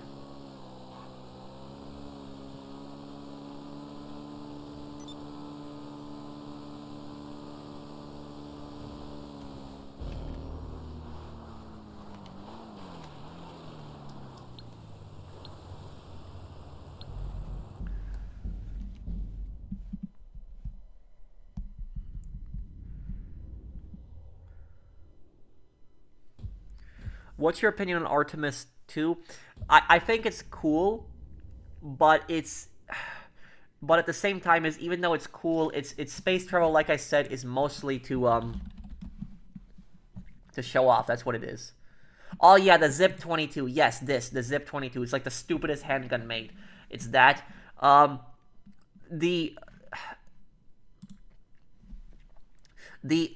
other there's two other cursed guns that are really bad. The most cursed gun of the American Civil War is the revolving carbine. So there was a carbine that was a revolver. So it was like a rifle that had a revolver system to it. And that gun was so dangerous and so unstable because when you fired that gun, you would have black powder that would actually fly back and burn your shoulder every single time you fired the gun. So imagine burning your shoulder every time you shoot the gun. And on top of that, what the gun could do is when you're holding the gun forward, and you're holding it by the barrel, the other chambers could actually go off. Like a spark could go off and the other chambers could go off, and what that could do is it could blow off your fingers. So imagine a gun that literally could blow off your fingers every single time you shoot it. That's probably going to be one of the most cursed guns ever made. In World War II, there was a Nambu, like a Japanese handgun. I don't remember the exact name of the handgun. I remember it was just Nambu something. But if you put that gun in your holster, the gun could actually go off. So literally, the gun could actually just go off being in your holster and could actually shoot you in the foot. It was like a crappy Japanese pistol. I forget the exact name of the gun, but that was like probably the most cursed gun of World War II, was that stupid Nambu pistol. It was such a terrible handgun.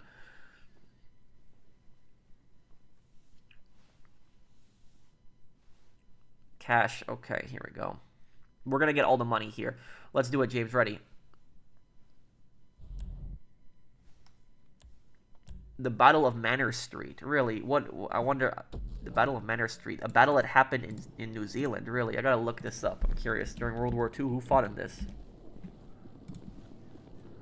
Oh, it was between U.S. soldiers and... U.S. soldiers and New Zealand troops. So this is similar to what happened in Australia, because this same thing happened in Australia also. Do you think there will be a GTA 6 news this month? It's entirely possible, but they might wait until May. Thank you, Scooby. What's your opinion on the Cayo Perico being nerfed? I think it's stupid. I don't know why they did that. Are you driving, James? Or Tom? Tom, you gotta drive.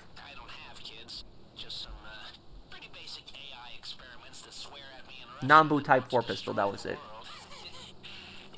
Thank you, Black Crown. I believe the reason was the trigger bar outside. Yeah. It was a terrible, terrible design.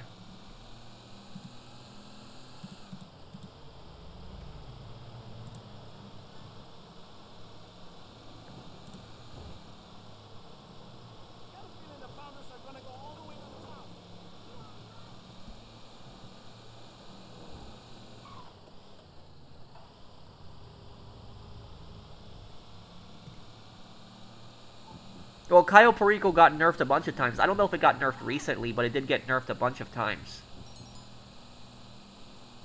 I know, Tom. Yep. No, I don't think Cayo Perico got nerfed again. I think he was just asking...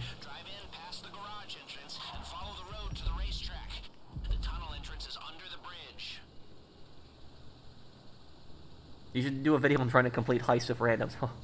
Yeah. What games do I think have the best gun sounds? I really like Left 4 Dead. Left 4 Dead, how the gun sounded, I really liked in that game. Like just the pow pow pow in those games. The other game I like it, Kane and Lynch 2. Kane and Lynch 2 had great sounds for all their guns. Kane and Lynch 2 was great. Max Payne also. Max Payne had great sounds for all their guns. Yeah, I'll do an Evil Karma playthrough in Fallout 3. I still gotta do Operation Anchorage. I still gotta do that.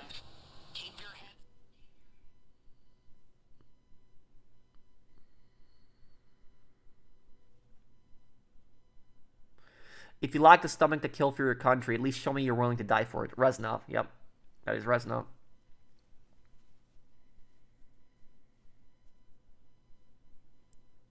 Are you good at Hitman 3? Yeah, I'm okay.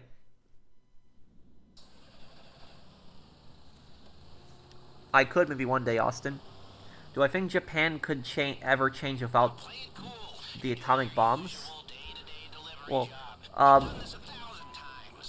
if Japan's the one thing what changed Japan was the end of World War II. If Japan's government did not change after World War II, Japan could still be a brutal monarchy. You're earlier than expected. Just gonna check your VI number. Ship delivery, huh? Sure. Go straight through and leave her on the left. You can take the elevator or stairs down to the vault.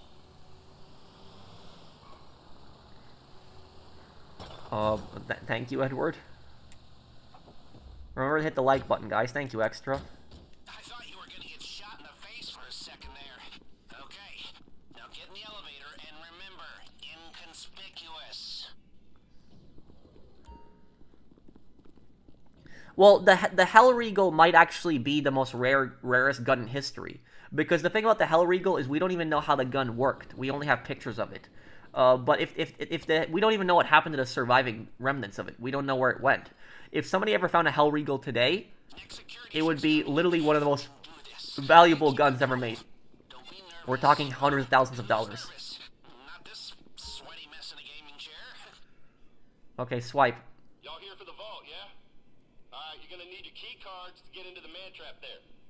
2-card system. Swipe at the same time. Yes! Come on! How much better does it feel when the marks are this dumb?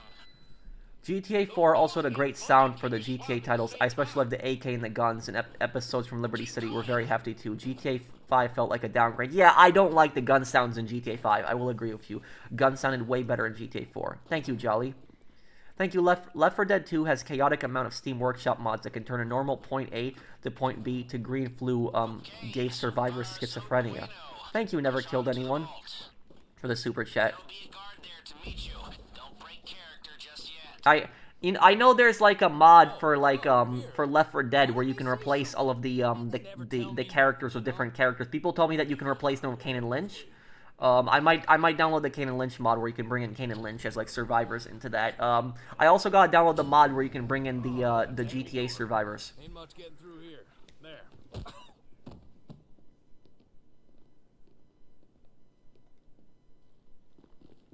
Hit the cash. Get as much as you can.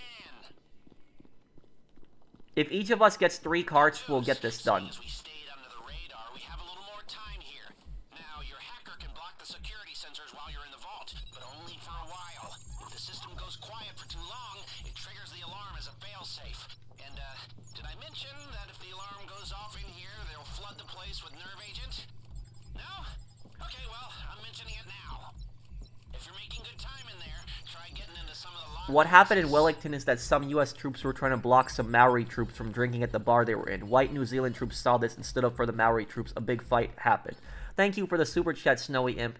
There was actually situations like that actually... I didn't know about that one in New Zealand, but there actually was situations like that happened in Britain, where when American soldiers were in Britain during World War II, they tried to enforce segregation. So, like, at British bars, they literally tried to enforce segregation. And you can't do something like that. It's a completely different country, and that they didn't tolerate stuff like that in Britain, but that's what they tried to do. Is they tried to some American soldiers tried to prevent like black soldiers from like going to a British pub, which is just stupid. I don't even know like why they would care, why they were doing stuff like that, but it was just idiotic and dumb. But there is some there is a World War II documentary, or I shouldn't say it's a World War II documentary. It's more like a World War II training video. There's an American propaganda movie called it's called Know Your Ally Britain. If anyone's ever seen it, it's like a World War II video. And what it basically does is I watched the entire documentary, the entire video. It's like a training video for American soldiers. And it's there to basically tell them how to behave in Britain, what to do and what not to do. And one of the things in the thing was saying that, that black soldiers can drink at the same bar as white soldiers in this country, and that, you cannot do things like this. So that was one of the things that they were saying in the documentary. And the thing is, this was a video that was made by the U.S. government, but that training video did actually tell the American soldiers in the training video that we are all Americans and we are all fighting against the same enemy, and that we should not be united. And that was actually one nice thing that they actually had in that video. I'm actually surprised the World War II like training video had that included in that. That like we are all like Americans and stuff like that, because that's like a 1940s U.S. government film. So I was actually generally surprised that they had that in there. Wait, Tom just left? What happened? What? What?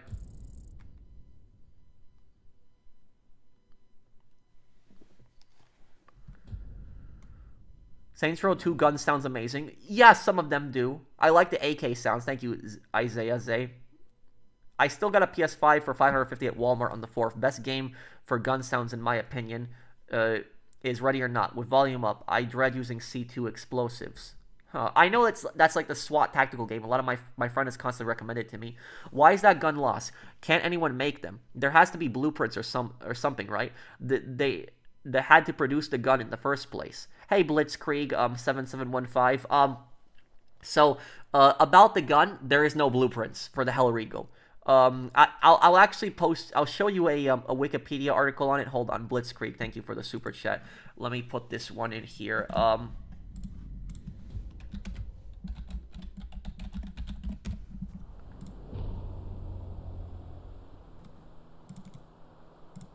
Okay, so hold on 1 second.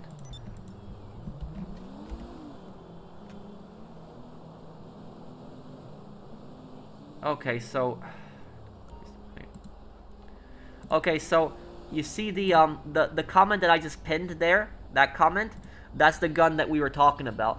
What the Hellriegel basically was is the Hellriegel was a World War II. It was a World War II machine gun. It was the magazine that you see in Battlefield 1 is not a real magazine where you have that like round drum. The round drum in real life was not actually connected directly to the gun. It actually had a belt system that it was connected to. And you had to fire it, you know, crouched or prone. You couldn't just run around with the thing. It was a water-cooled machine gun too, but we don't really have more information than that. I don't think we even know what bullet it fired. So there's not much more. It was like an Austrian experimental machine gun. And so it's like one of the first few water-cooled machine guns that existed in history. So we don't know the full design of the gun. We don't know what how the gun operated. We just have the pictures and a little bit of information on it. But we don't know what happened to the few remaining guns. They disappeared from history. They probably got destroyed during World War I. But if anyone ever found the original like Hellriegel model, because there was only like 5 made, like I'm telling you, that gun would be probably worth millions. It would be worth a ton of money.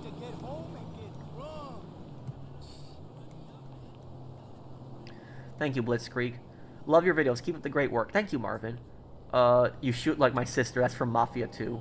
Why isn't your character blonde? I changed my character's hair color to black. Just mix things up a bit. How much do I charge for membership?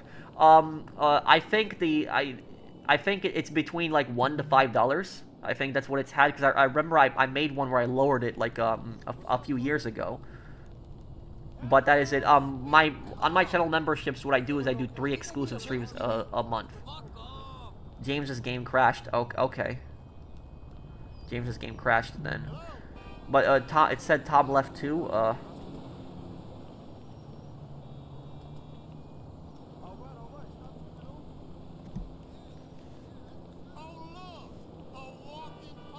Would I prefer a Luger P08 or a Mauser C96? Probably the Luger. Probably a cooler looking handgun. Hey man, what's up? Oh, you about to get dealt with right now. Have you ever got a chance to own an STG-44? No. There is a reproduction made of the STG-44 where it fires the original 8mm Kurtz, and it's as accurate to this design as possible. But the problem with that is that it's worth $6,000. Nobody wants to pay $6,000 for a gun. The Hellriegel fired the 9x23mm Steyr round. Okay, so the handgun bullet.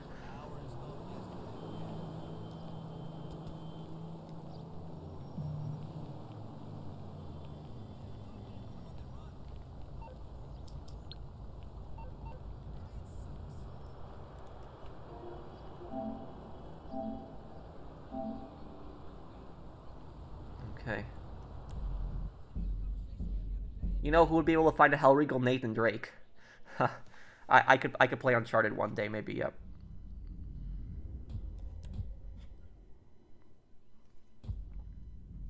Guys, the one thing I will also say, if you guys are not good at hacking, please let me hack. If you guys are not good at hacking, because I can hack really quickly. I can hack them both in 10 seconds. So it's that's what I'll say about it. Is if I don't know how good you guys are at hacking, but if you're not good at it, just please let me do it.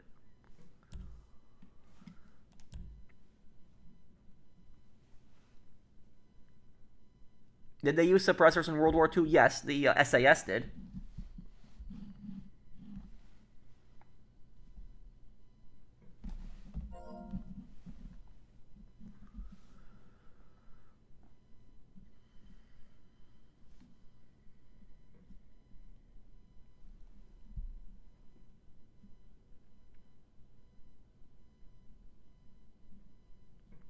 Who showed G?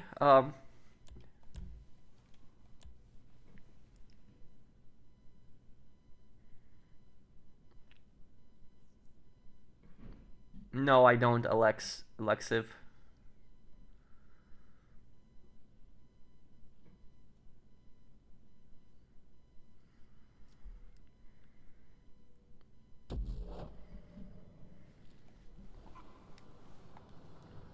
What is your favorite gun that you own personally?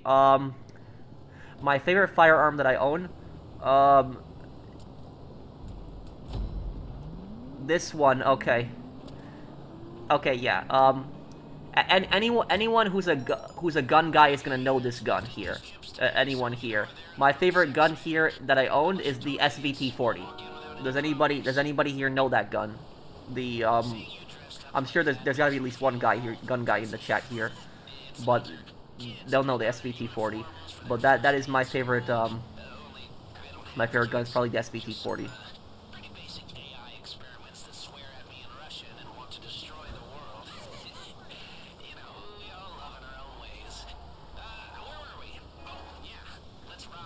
Yes, Soviet gun. Yep, you're right.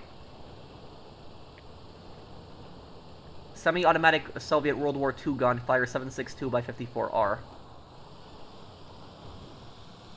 Okay, you're there. Drive in past the garage entrance and follow the road to the racetrack. The tunnel entrance is under the bridge.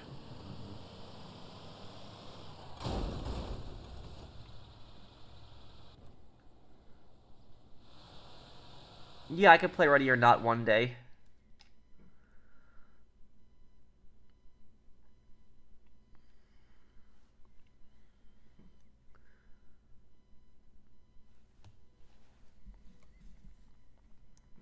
Wait, what do you mean, Spreezo?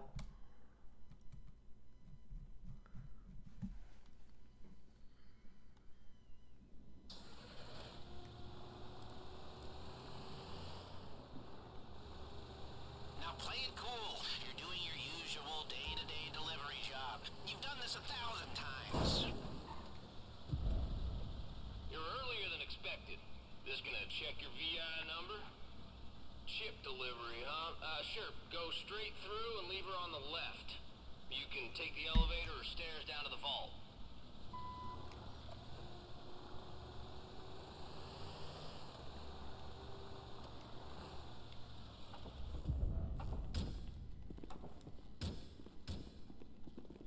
I thought you were gonna get shot in the face for a second there. Okay. Now get in the elevator and remember, inconspicuous. Having my wisdom teeth removed tomorrow morning. It might feel weird at first because you don't have teeth in that spot anymore, but it's I wish you the best, man. I hope it goes fine for you. You need to keep her cool. Don't be Howdy. You looking for the vault? Thank you, Midnight Metro. Okay, swipe. Oh, yeah? Alright, you're gonna need your key cards to get into the man trap there. 2-card system. Swipe at the same time. Yes! Come on! How much better does it feel when the marks are this dumb? Hey Mario, how you doing, dude? Okay. Is Vlad Dracula Untold from Dracula Untold his anti-hero or hero, and why? More of an anti-hero. He did some villainous things, but he wasn't a complete villain. Isn't the SVT also the reason why the Nazis made the G43? Yes, the Gewehr 43's design was based on the SVT-40. That is true, Jolly. Oh, Skip this, please. You're here. Why didn't they say something? Man, they never tell me nothing, you know? I'll get it open for you.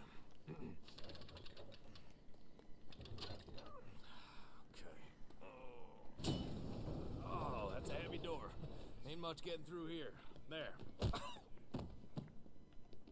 Yeah, the Soviets were really incompetent with their SVT-40s. The Germans captured huge stockpiles of SVT-40s. As much as you can. Good news. Seeing as we stayed under the radar, we have a little more time here. Now, your hacker can block the security. James, once you are done here, I want you to come over here and grab this one, because I'm going to open this really quickly, okay? The alarm is a failsafe. And, did I mention that if the alarm goes off... Come over here and get C.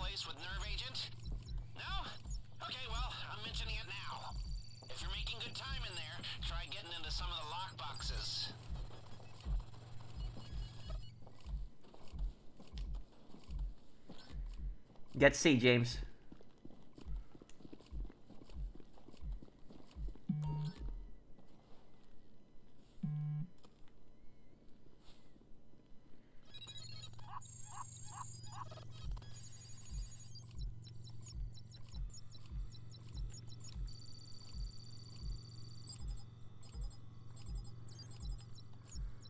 Okay, hold on. Here we go. This.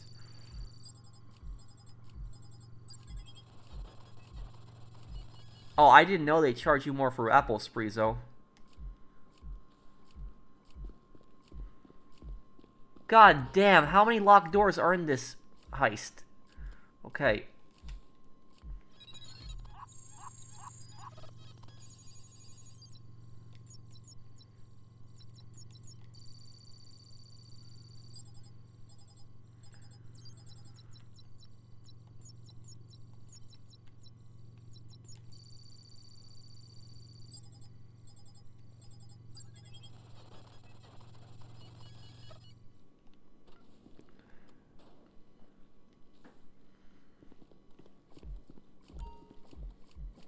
James, once you are done there, go and help Tom. I got these two. We're gonna get all this money.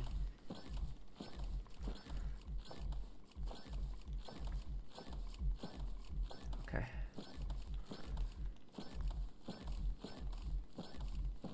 Really hurry this up here.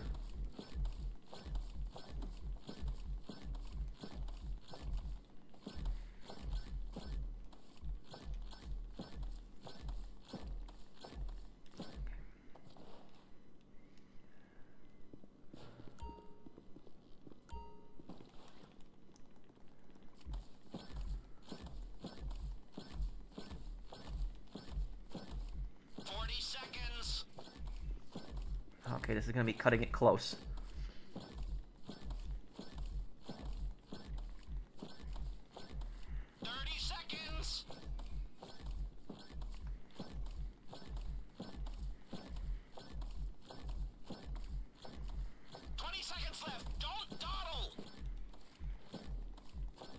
Screw it. Perfect. Now get out before they smell a rat. Gas incoming. 10 seconds. Time's up. Here comes the nerve agent. Get the hell out of there before you get a lung fall. Oh, that was close. Okay. Still under the radar. Oh, Perfect. okay. Perfect. People, Oh, that was close. is Okay. the mother load. We cleaned them out. Okay, Whoa. let's see if we can make the way out as smooth as the way in. Get your key cards ready. Like, when I went to Super Chat for VND 20,000, Apple charged me more than double for that same Super Chat if I use it on my phone. What? Oh. Do I think fighter jets in the future might become obsolete if they get replaced by drones? Possibly, like in Ace Combat. Ace Combat 7 predicted drone warfare. That's the crazy thing about that. Ace Combat 7 predicted how advanced drones would get. Okay, we got everything. Okay, good. Let's get out now. Oh, come on.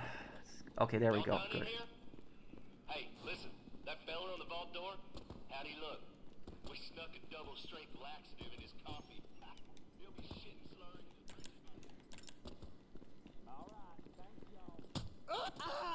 Get in the cargo elevator and use your key card. Play it cool. All right, now stay calm. Everyone get in there. You came through the checkpoint. Nothing to see here. Back the way we came is too risky now that you're carrying the loot. Let's fall back to the...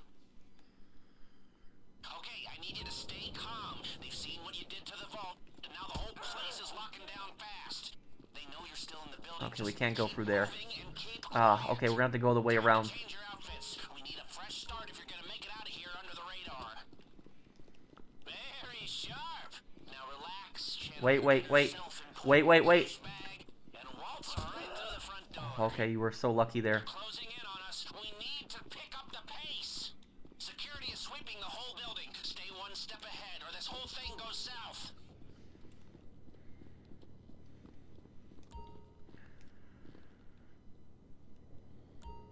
As long as you stay calm, those outfits should get you from here to the exit. The cops aren't letting anybody through. Oh, put the guns away, right? Because gamblers can't have guns. Okay. Come on.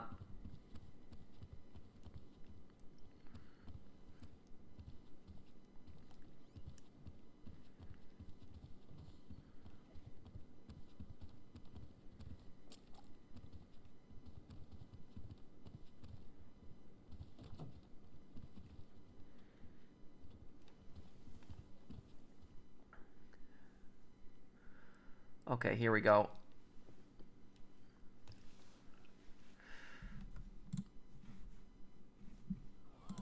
Okay, good work.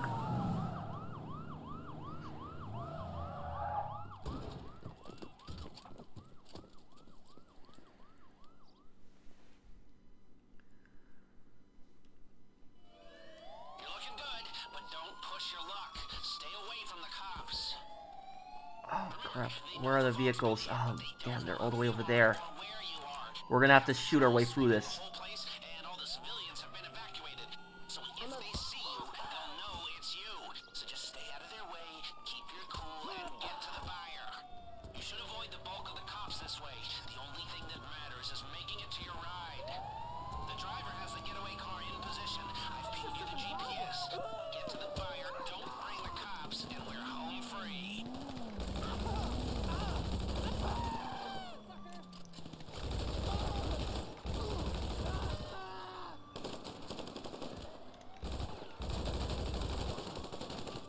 Go, use this shade over here for cover. This deck.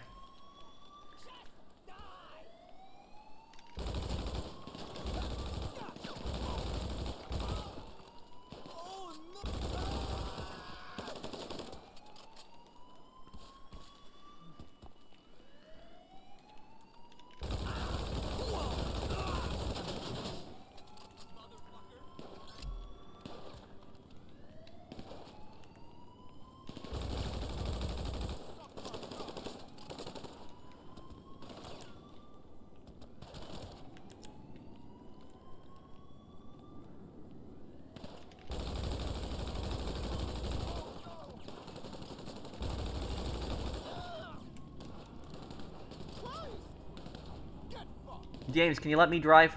Let's all just get in the same car so we can get out quicker together.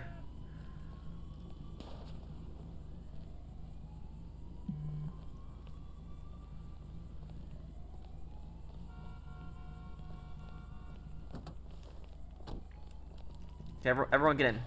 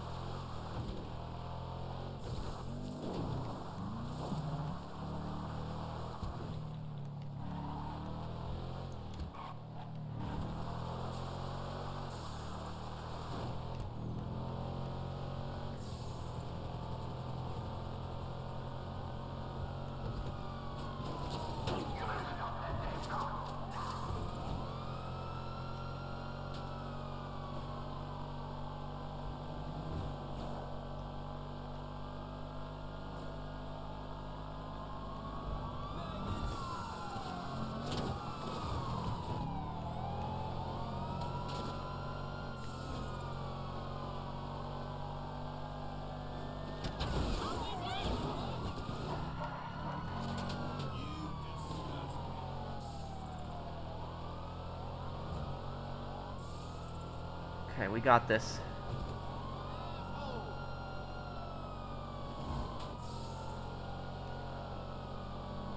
We got this, we got this. Okay.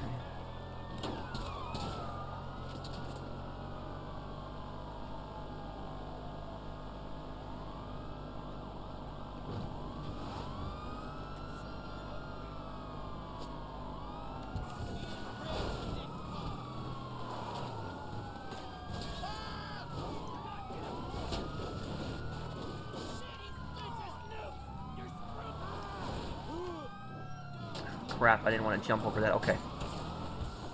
We'll have to take this way.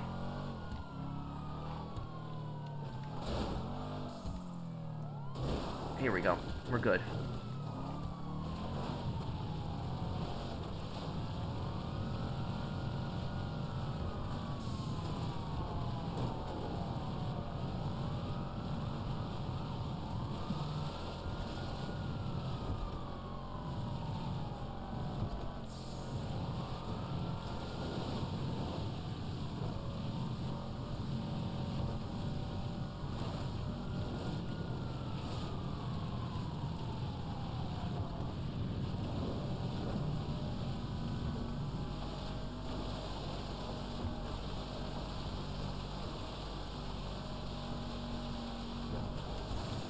Ooh.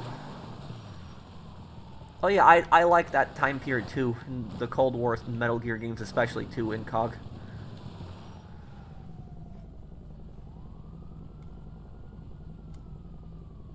You guys like my driving there?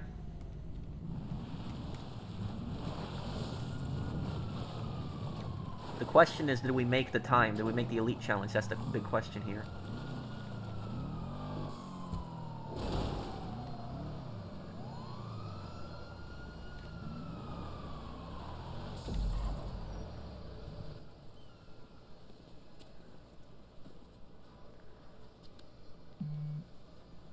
Ooh. Okay.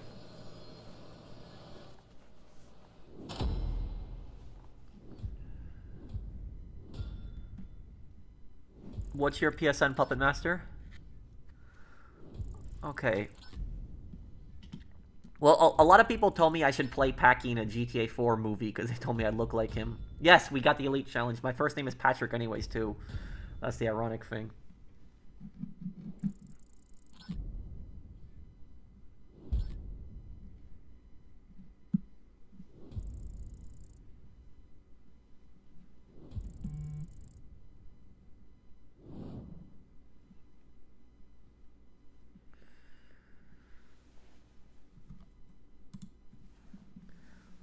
Okay, what is my most favorite heist in GTA Online and my least favorite? My favorite one is probably Cayo Perico, but solo Cayo Perico. My most hated heist in GTA Online, probably Humane Labs.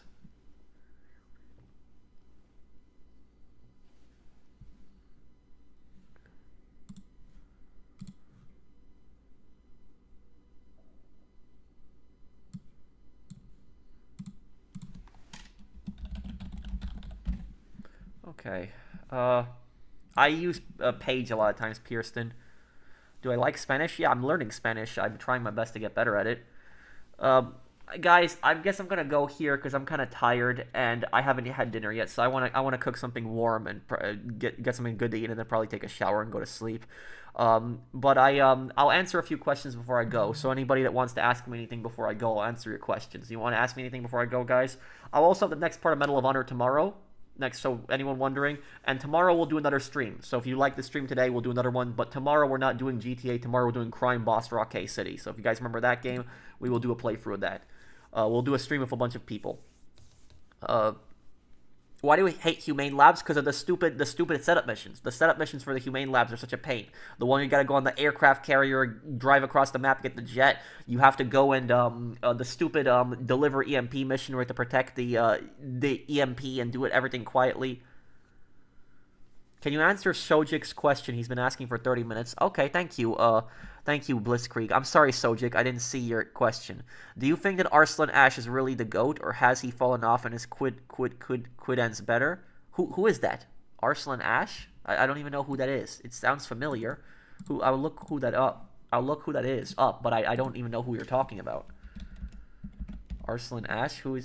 He's a Pakistani professional esports player playing in Tekken. I didn't even know this guy. I didn't even know who this is. And then the other guy you were asking me about is Quidance. I'll look him up too, but I don't know these guys.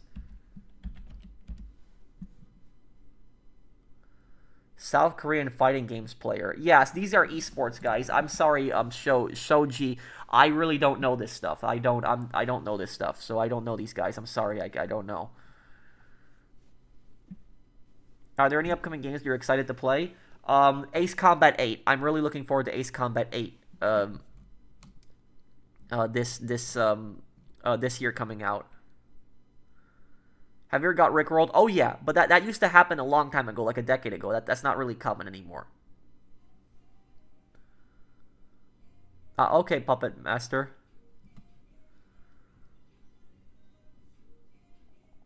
I got tired of hearing Shoji asking. Okay, I just don't know who that was. There. What's for dinner? I have no idea. I'm probably gonna eat something in the freezer because I have no fresh food left. I just have stuff left in the freezer. My fridge is pretty much empty. I just have a bunch of freezer food, so I'll pull something out of the freezer and eat there. I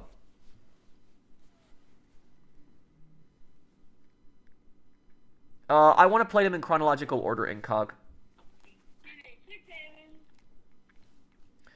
Okay, so I guess we will be going here, guys. Uh, did I knew Black Ops 2 Hunter drones predicted the drones in 2022 or something during the Russia-Ukraine war, and I think the Russians not sure they use drones or tanks or even Russian army. Well, yeah, Black Ops 2 did predict a lot of the drone warfare.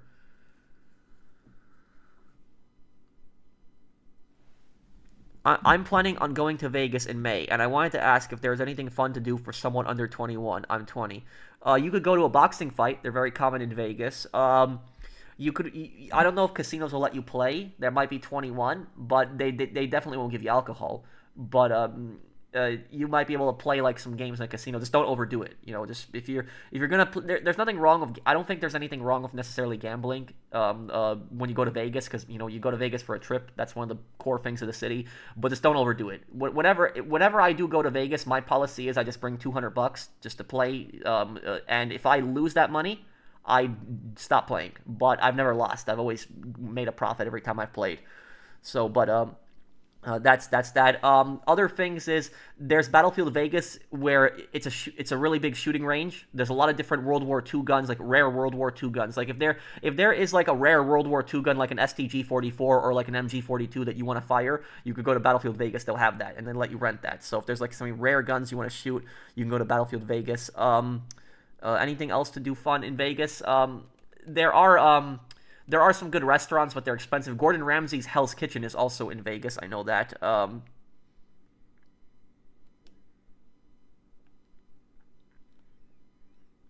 There's the one thing I will tell you is that when you are in Vegas, just please watch out for the scammers, because I really liked Las Vegas as a city. I did. It's a much better city than New York, where I grew up in.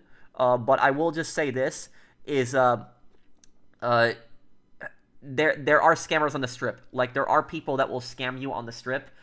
There was actually there was these girls that I remember were on the strip, and they were dressed in like that 1950s like female dancer clothing. I don't know what it's called. Like the feather stuff and all the stuff like that the girls used to like wear in like casinos like back in the 50s, like a long time ago. Like they're dressed in that stuff. They walk around on the strip, and then they tell you like, oh, let's take a picture together. Let's take a picture. And if you take a picture with them, they will then guilt trip you into money. They're like, oh, you owe me $30, you owe me $40, and they will not leave you alone. It's a scam. Stay away from that. A lot of people fall for that. They see those girls in those dresses, and then they immediately go to take pictures of them, but that is a scam.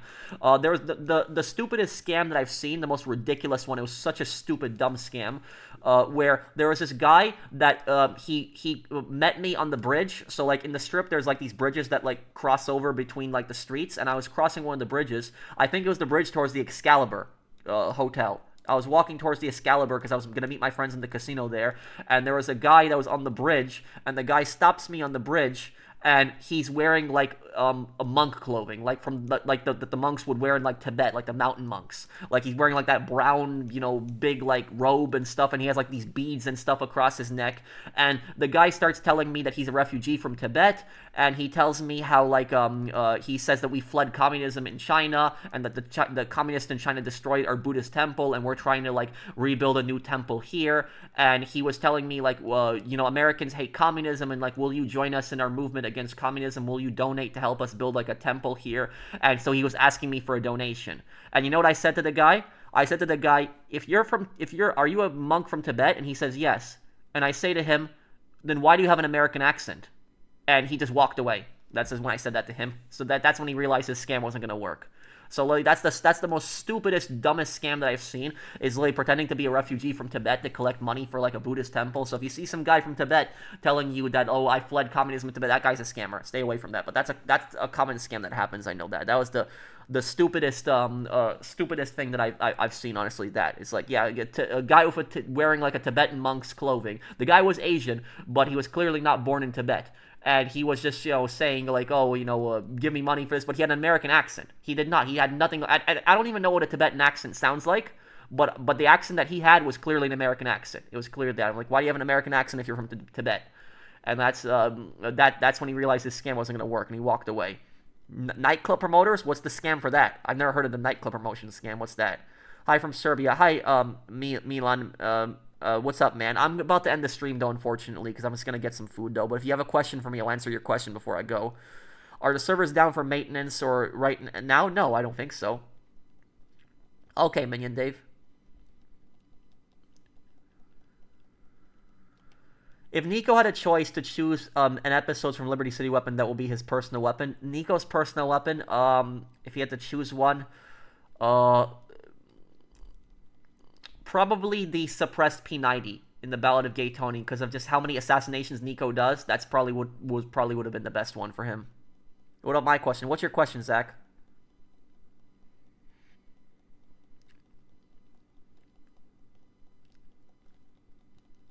I'll do it a little bit later, though, Puppet Master. Not right now, but I will later.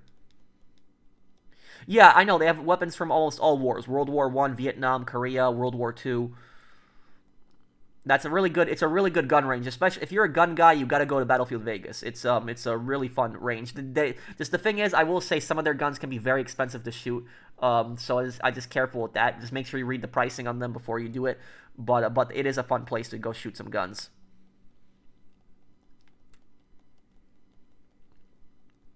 My favorite handgun? Well, I actually surprisingly don't own a handgun. I own so many rifles and I own shotguns, but I don't actually own a handgun, surprisingly.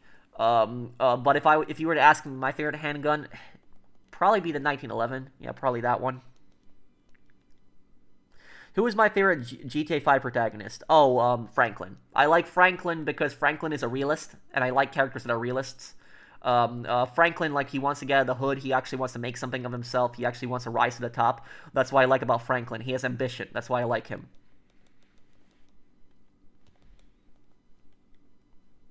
What's your question, Sugesta? And what's your question, American Logger?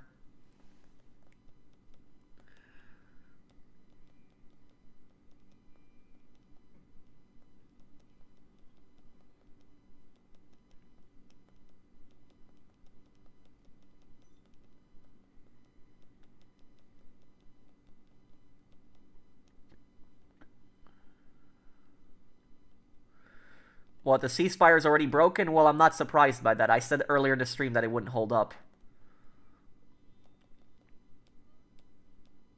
I mean, I like all the GTA characters, but my favorite one would be Franklin. New York comment on Sony's announcement to drop PlayStation? What do you mean drop PlayStation? What?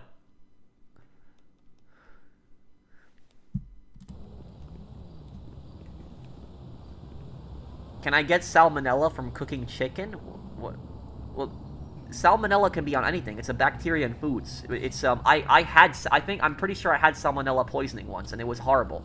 It was a couple of years ago. I had really bad food poisoning for a couple of weeks. Dude, it's. You said Left 4 Dead 2, but not. Wait, what? What, Sugesta?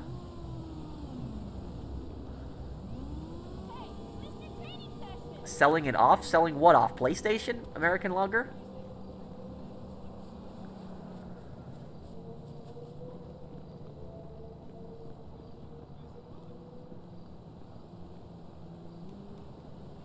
Guillermo Gonzalez Camarena. He created the first colored TV, or at least the Mexican history says it.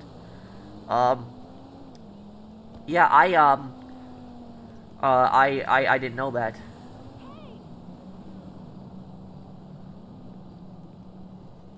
Maybe. There's a chance El Rubio might come back in GTA 6. He just might be played by a different voice actor. Is $2,000 enough for 5 days in Vegas if flights, hotels, and food is already taken care of? Yeah. Yeah, it should be. Whenever I've been in Vegas, when I go to Vegas, I go for the same time, like 4 or 5 days.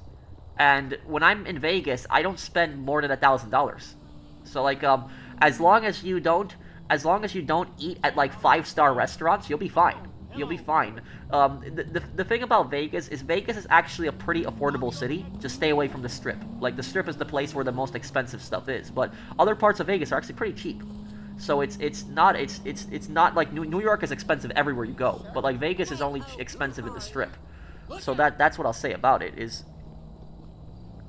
So yeah, as you said, will I do a Judge Dredd versus Death playthrough before GTA 6? It's a short game, around 11 missions. Yeah, I could do it.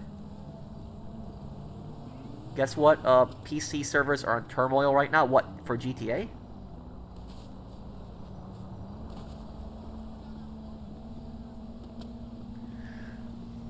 GTA 6 is going to have multiple cities. That's the thing. It's Vice City, and then there's going to be, like, smaller cities around. There's going to be Gloriana. I don't know what the smaller cities are going to be, but there's going to be multiple towns and cities. Can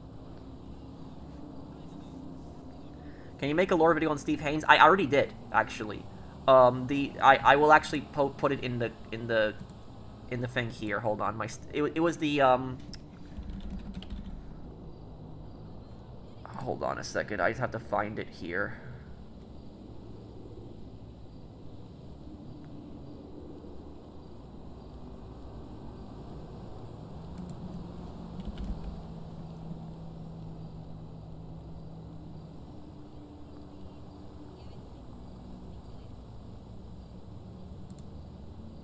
Okay, I did a video on who is Mr. K. And, this video, yeah. The video on who is Mr. K. It's a video talking about Mr. K, but it has a huge part dedicated to Steve Haynes. Like, Steve Haynes, for example, is based on a real person.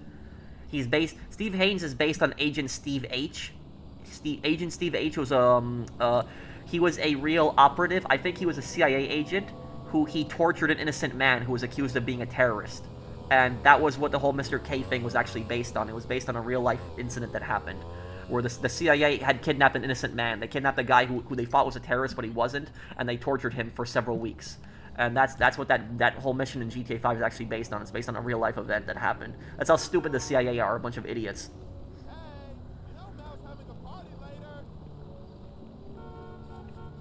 What are some good places in New York City to visit? Times Square is fun. Rockefeller Center, Central Park. If you're going in the summer, go to Coney Island. There's a really nice fair there. There's a deck and there's the beach. There's something deeply noble about Wait, what's wrong, Suggest? Are you okay? You promised to play Left 4 Dead 2 with me, but you broke my promise. No, I didn't, dude. I'm gonna go back to playing Left 4 Dead. Did I agree to play with you at a specific date? If I did, I'm sorry. If I forgot about that, I apologize. I take responsibility. I'm sorry. There's a lot of people that always ask to play with me. Do I have you added, Suggest? If anything, we could just play on a different day. Just tell me, do I have you added? And then we can just, we can play Left 4 Dead 2 another time. We can do it. It's not a problem for me. Just tell me, do I have you added?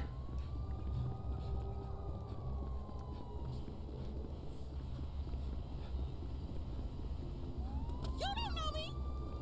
I swear.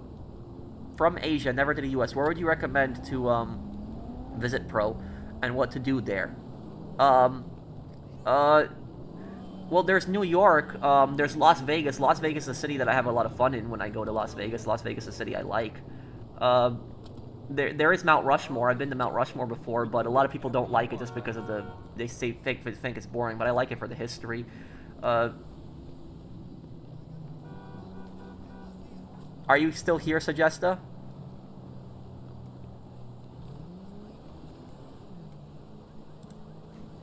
Hold on.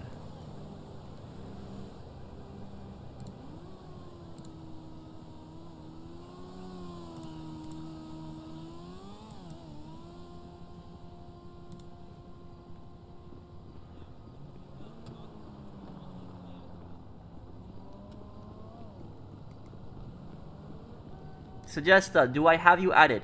What is your PSN or your Steam? You or your Xbox? You said you wanted to play Left 4 Dead with me. What is your name? Have I been to Mount Rushmore? I have.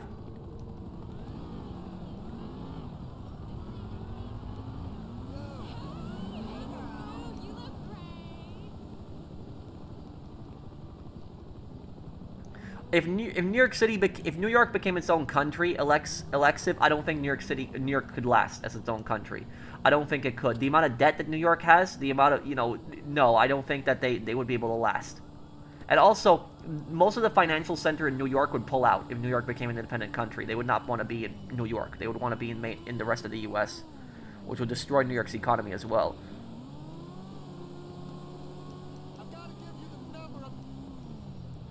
Yeah, I saw a lot of scammers growing up.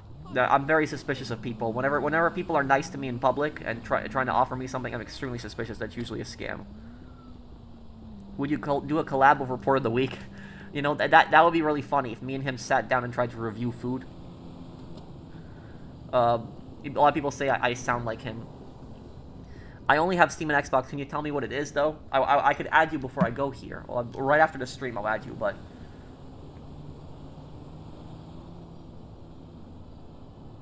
The United Nations owes New York City $16 million in unpaid parking tickets. What? Hey, what's shaking?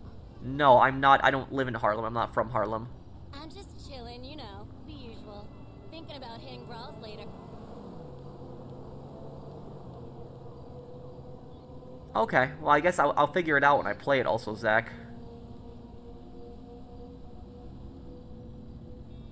Yes, I will replay GTA 4 for the anniversary, yes. You should see the girls. All of them are as hot as fuck, and they're all up for it.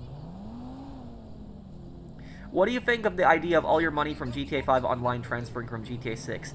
I don't want that. I want to start GTA 6 fresh. The only thing I want to transfer is I want my rank to transfer. So I'm like a level 1400. I want that to transfer to GTA 6. But the money I don't care about. But at least I want my rank to transfer. Not necessarily my character's look, but my rank should transfer.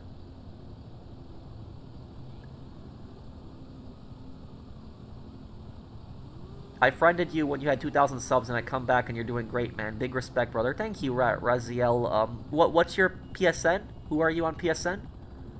I have a lot. I have over 2,000 friends. So, who are you on PSN? We could catch up sometime.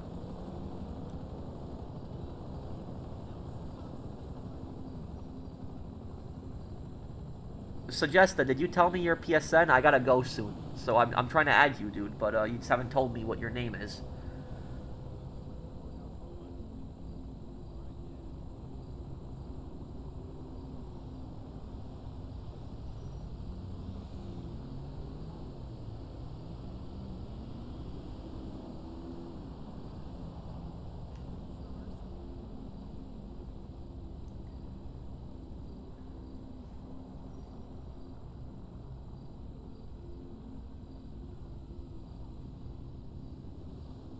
Up top,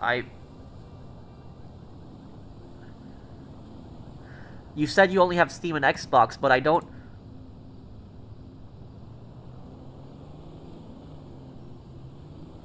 Suggesta, I don't see your name. Does anyone see what Suggesta's PSN or Xbox or is? I don't see it here. I don't see your name in the chat. Can you please just tell me one more time what it is? I really like your playthrough, the historical accuracy mod of Call of Duty World at War. Thank you, Vanny. Thank you, man. Yeah, I'm gonna head out here in a moment. I'm hungry. I'm gonna make some food. I just want to answer Suggesta's. I wanted to add Suggesta though before I go.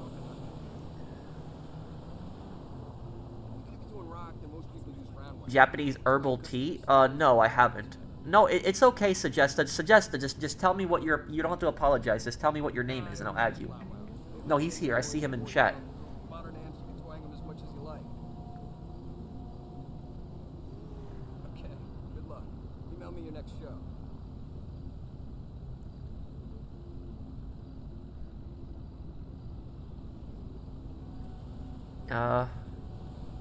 I could figure it out. I always can figure out a good cosplay, Zach.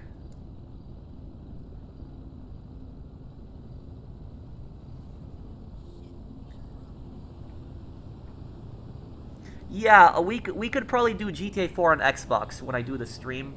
Yeah, we could do it on Xbox. When will you stream GTA Online next time? Sunday. Sunday we'll do it. We'll do it Sunday afternoon Central U.S. time. So like Central U.S. time around the afternoon, somewhere around there we'll do it. Then.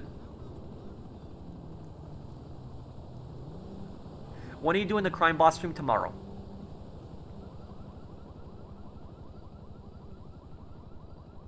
What is the most disturbing GTA mission in your opinion? The mission where Tony kills in Casa and cuts him up into meat and then sells his meat back to the store. That was in Liberty City Stories. So just leave me a comment after this stream gets uploaded. When the stream becomes a video, leave me a comment and tell me what your Xbox or Steam name is, and I'll add you. Okay, dude? So I guess I'll be heading off here for the night. Thank you guys for hanging out with me. I hope that you guys enjoyed the stream. Take care, everyone, and have a wonderful day, guys.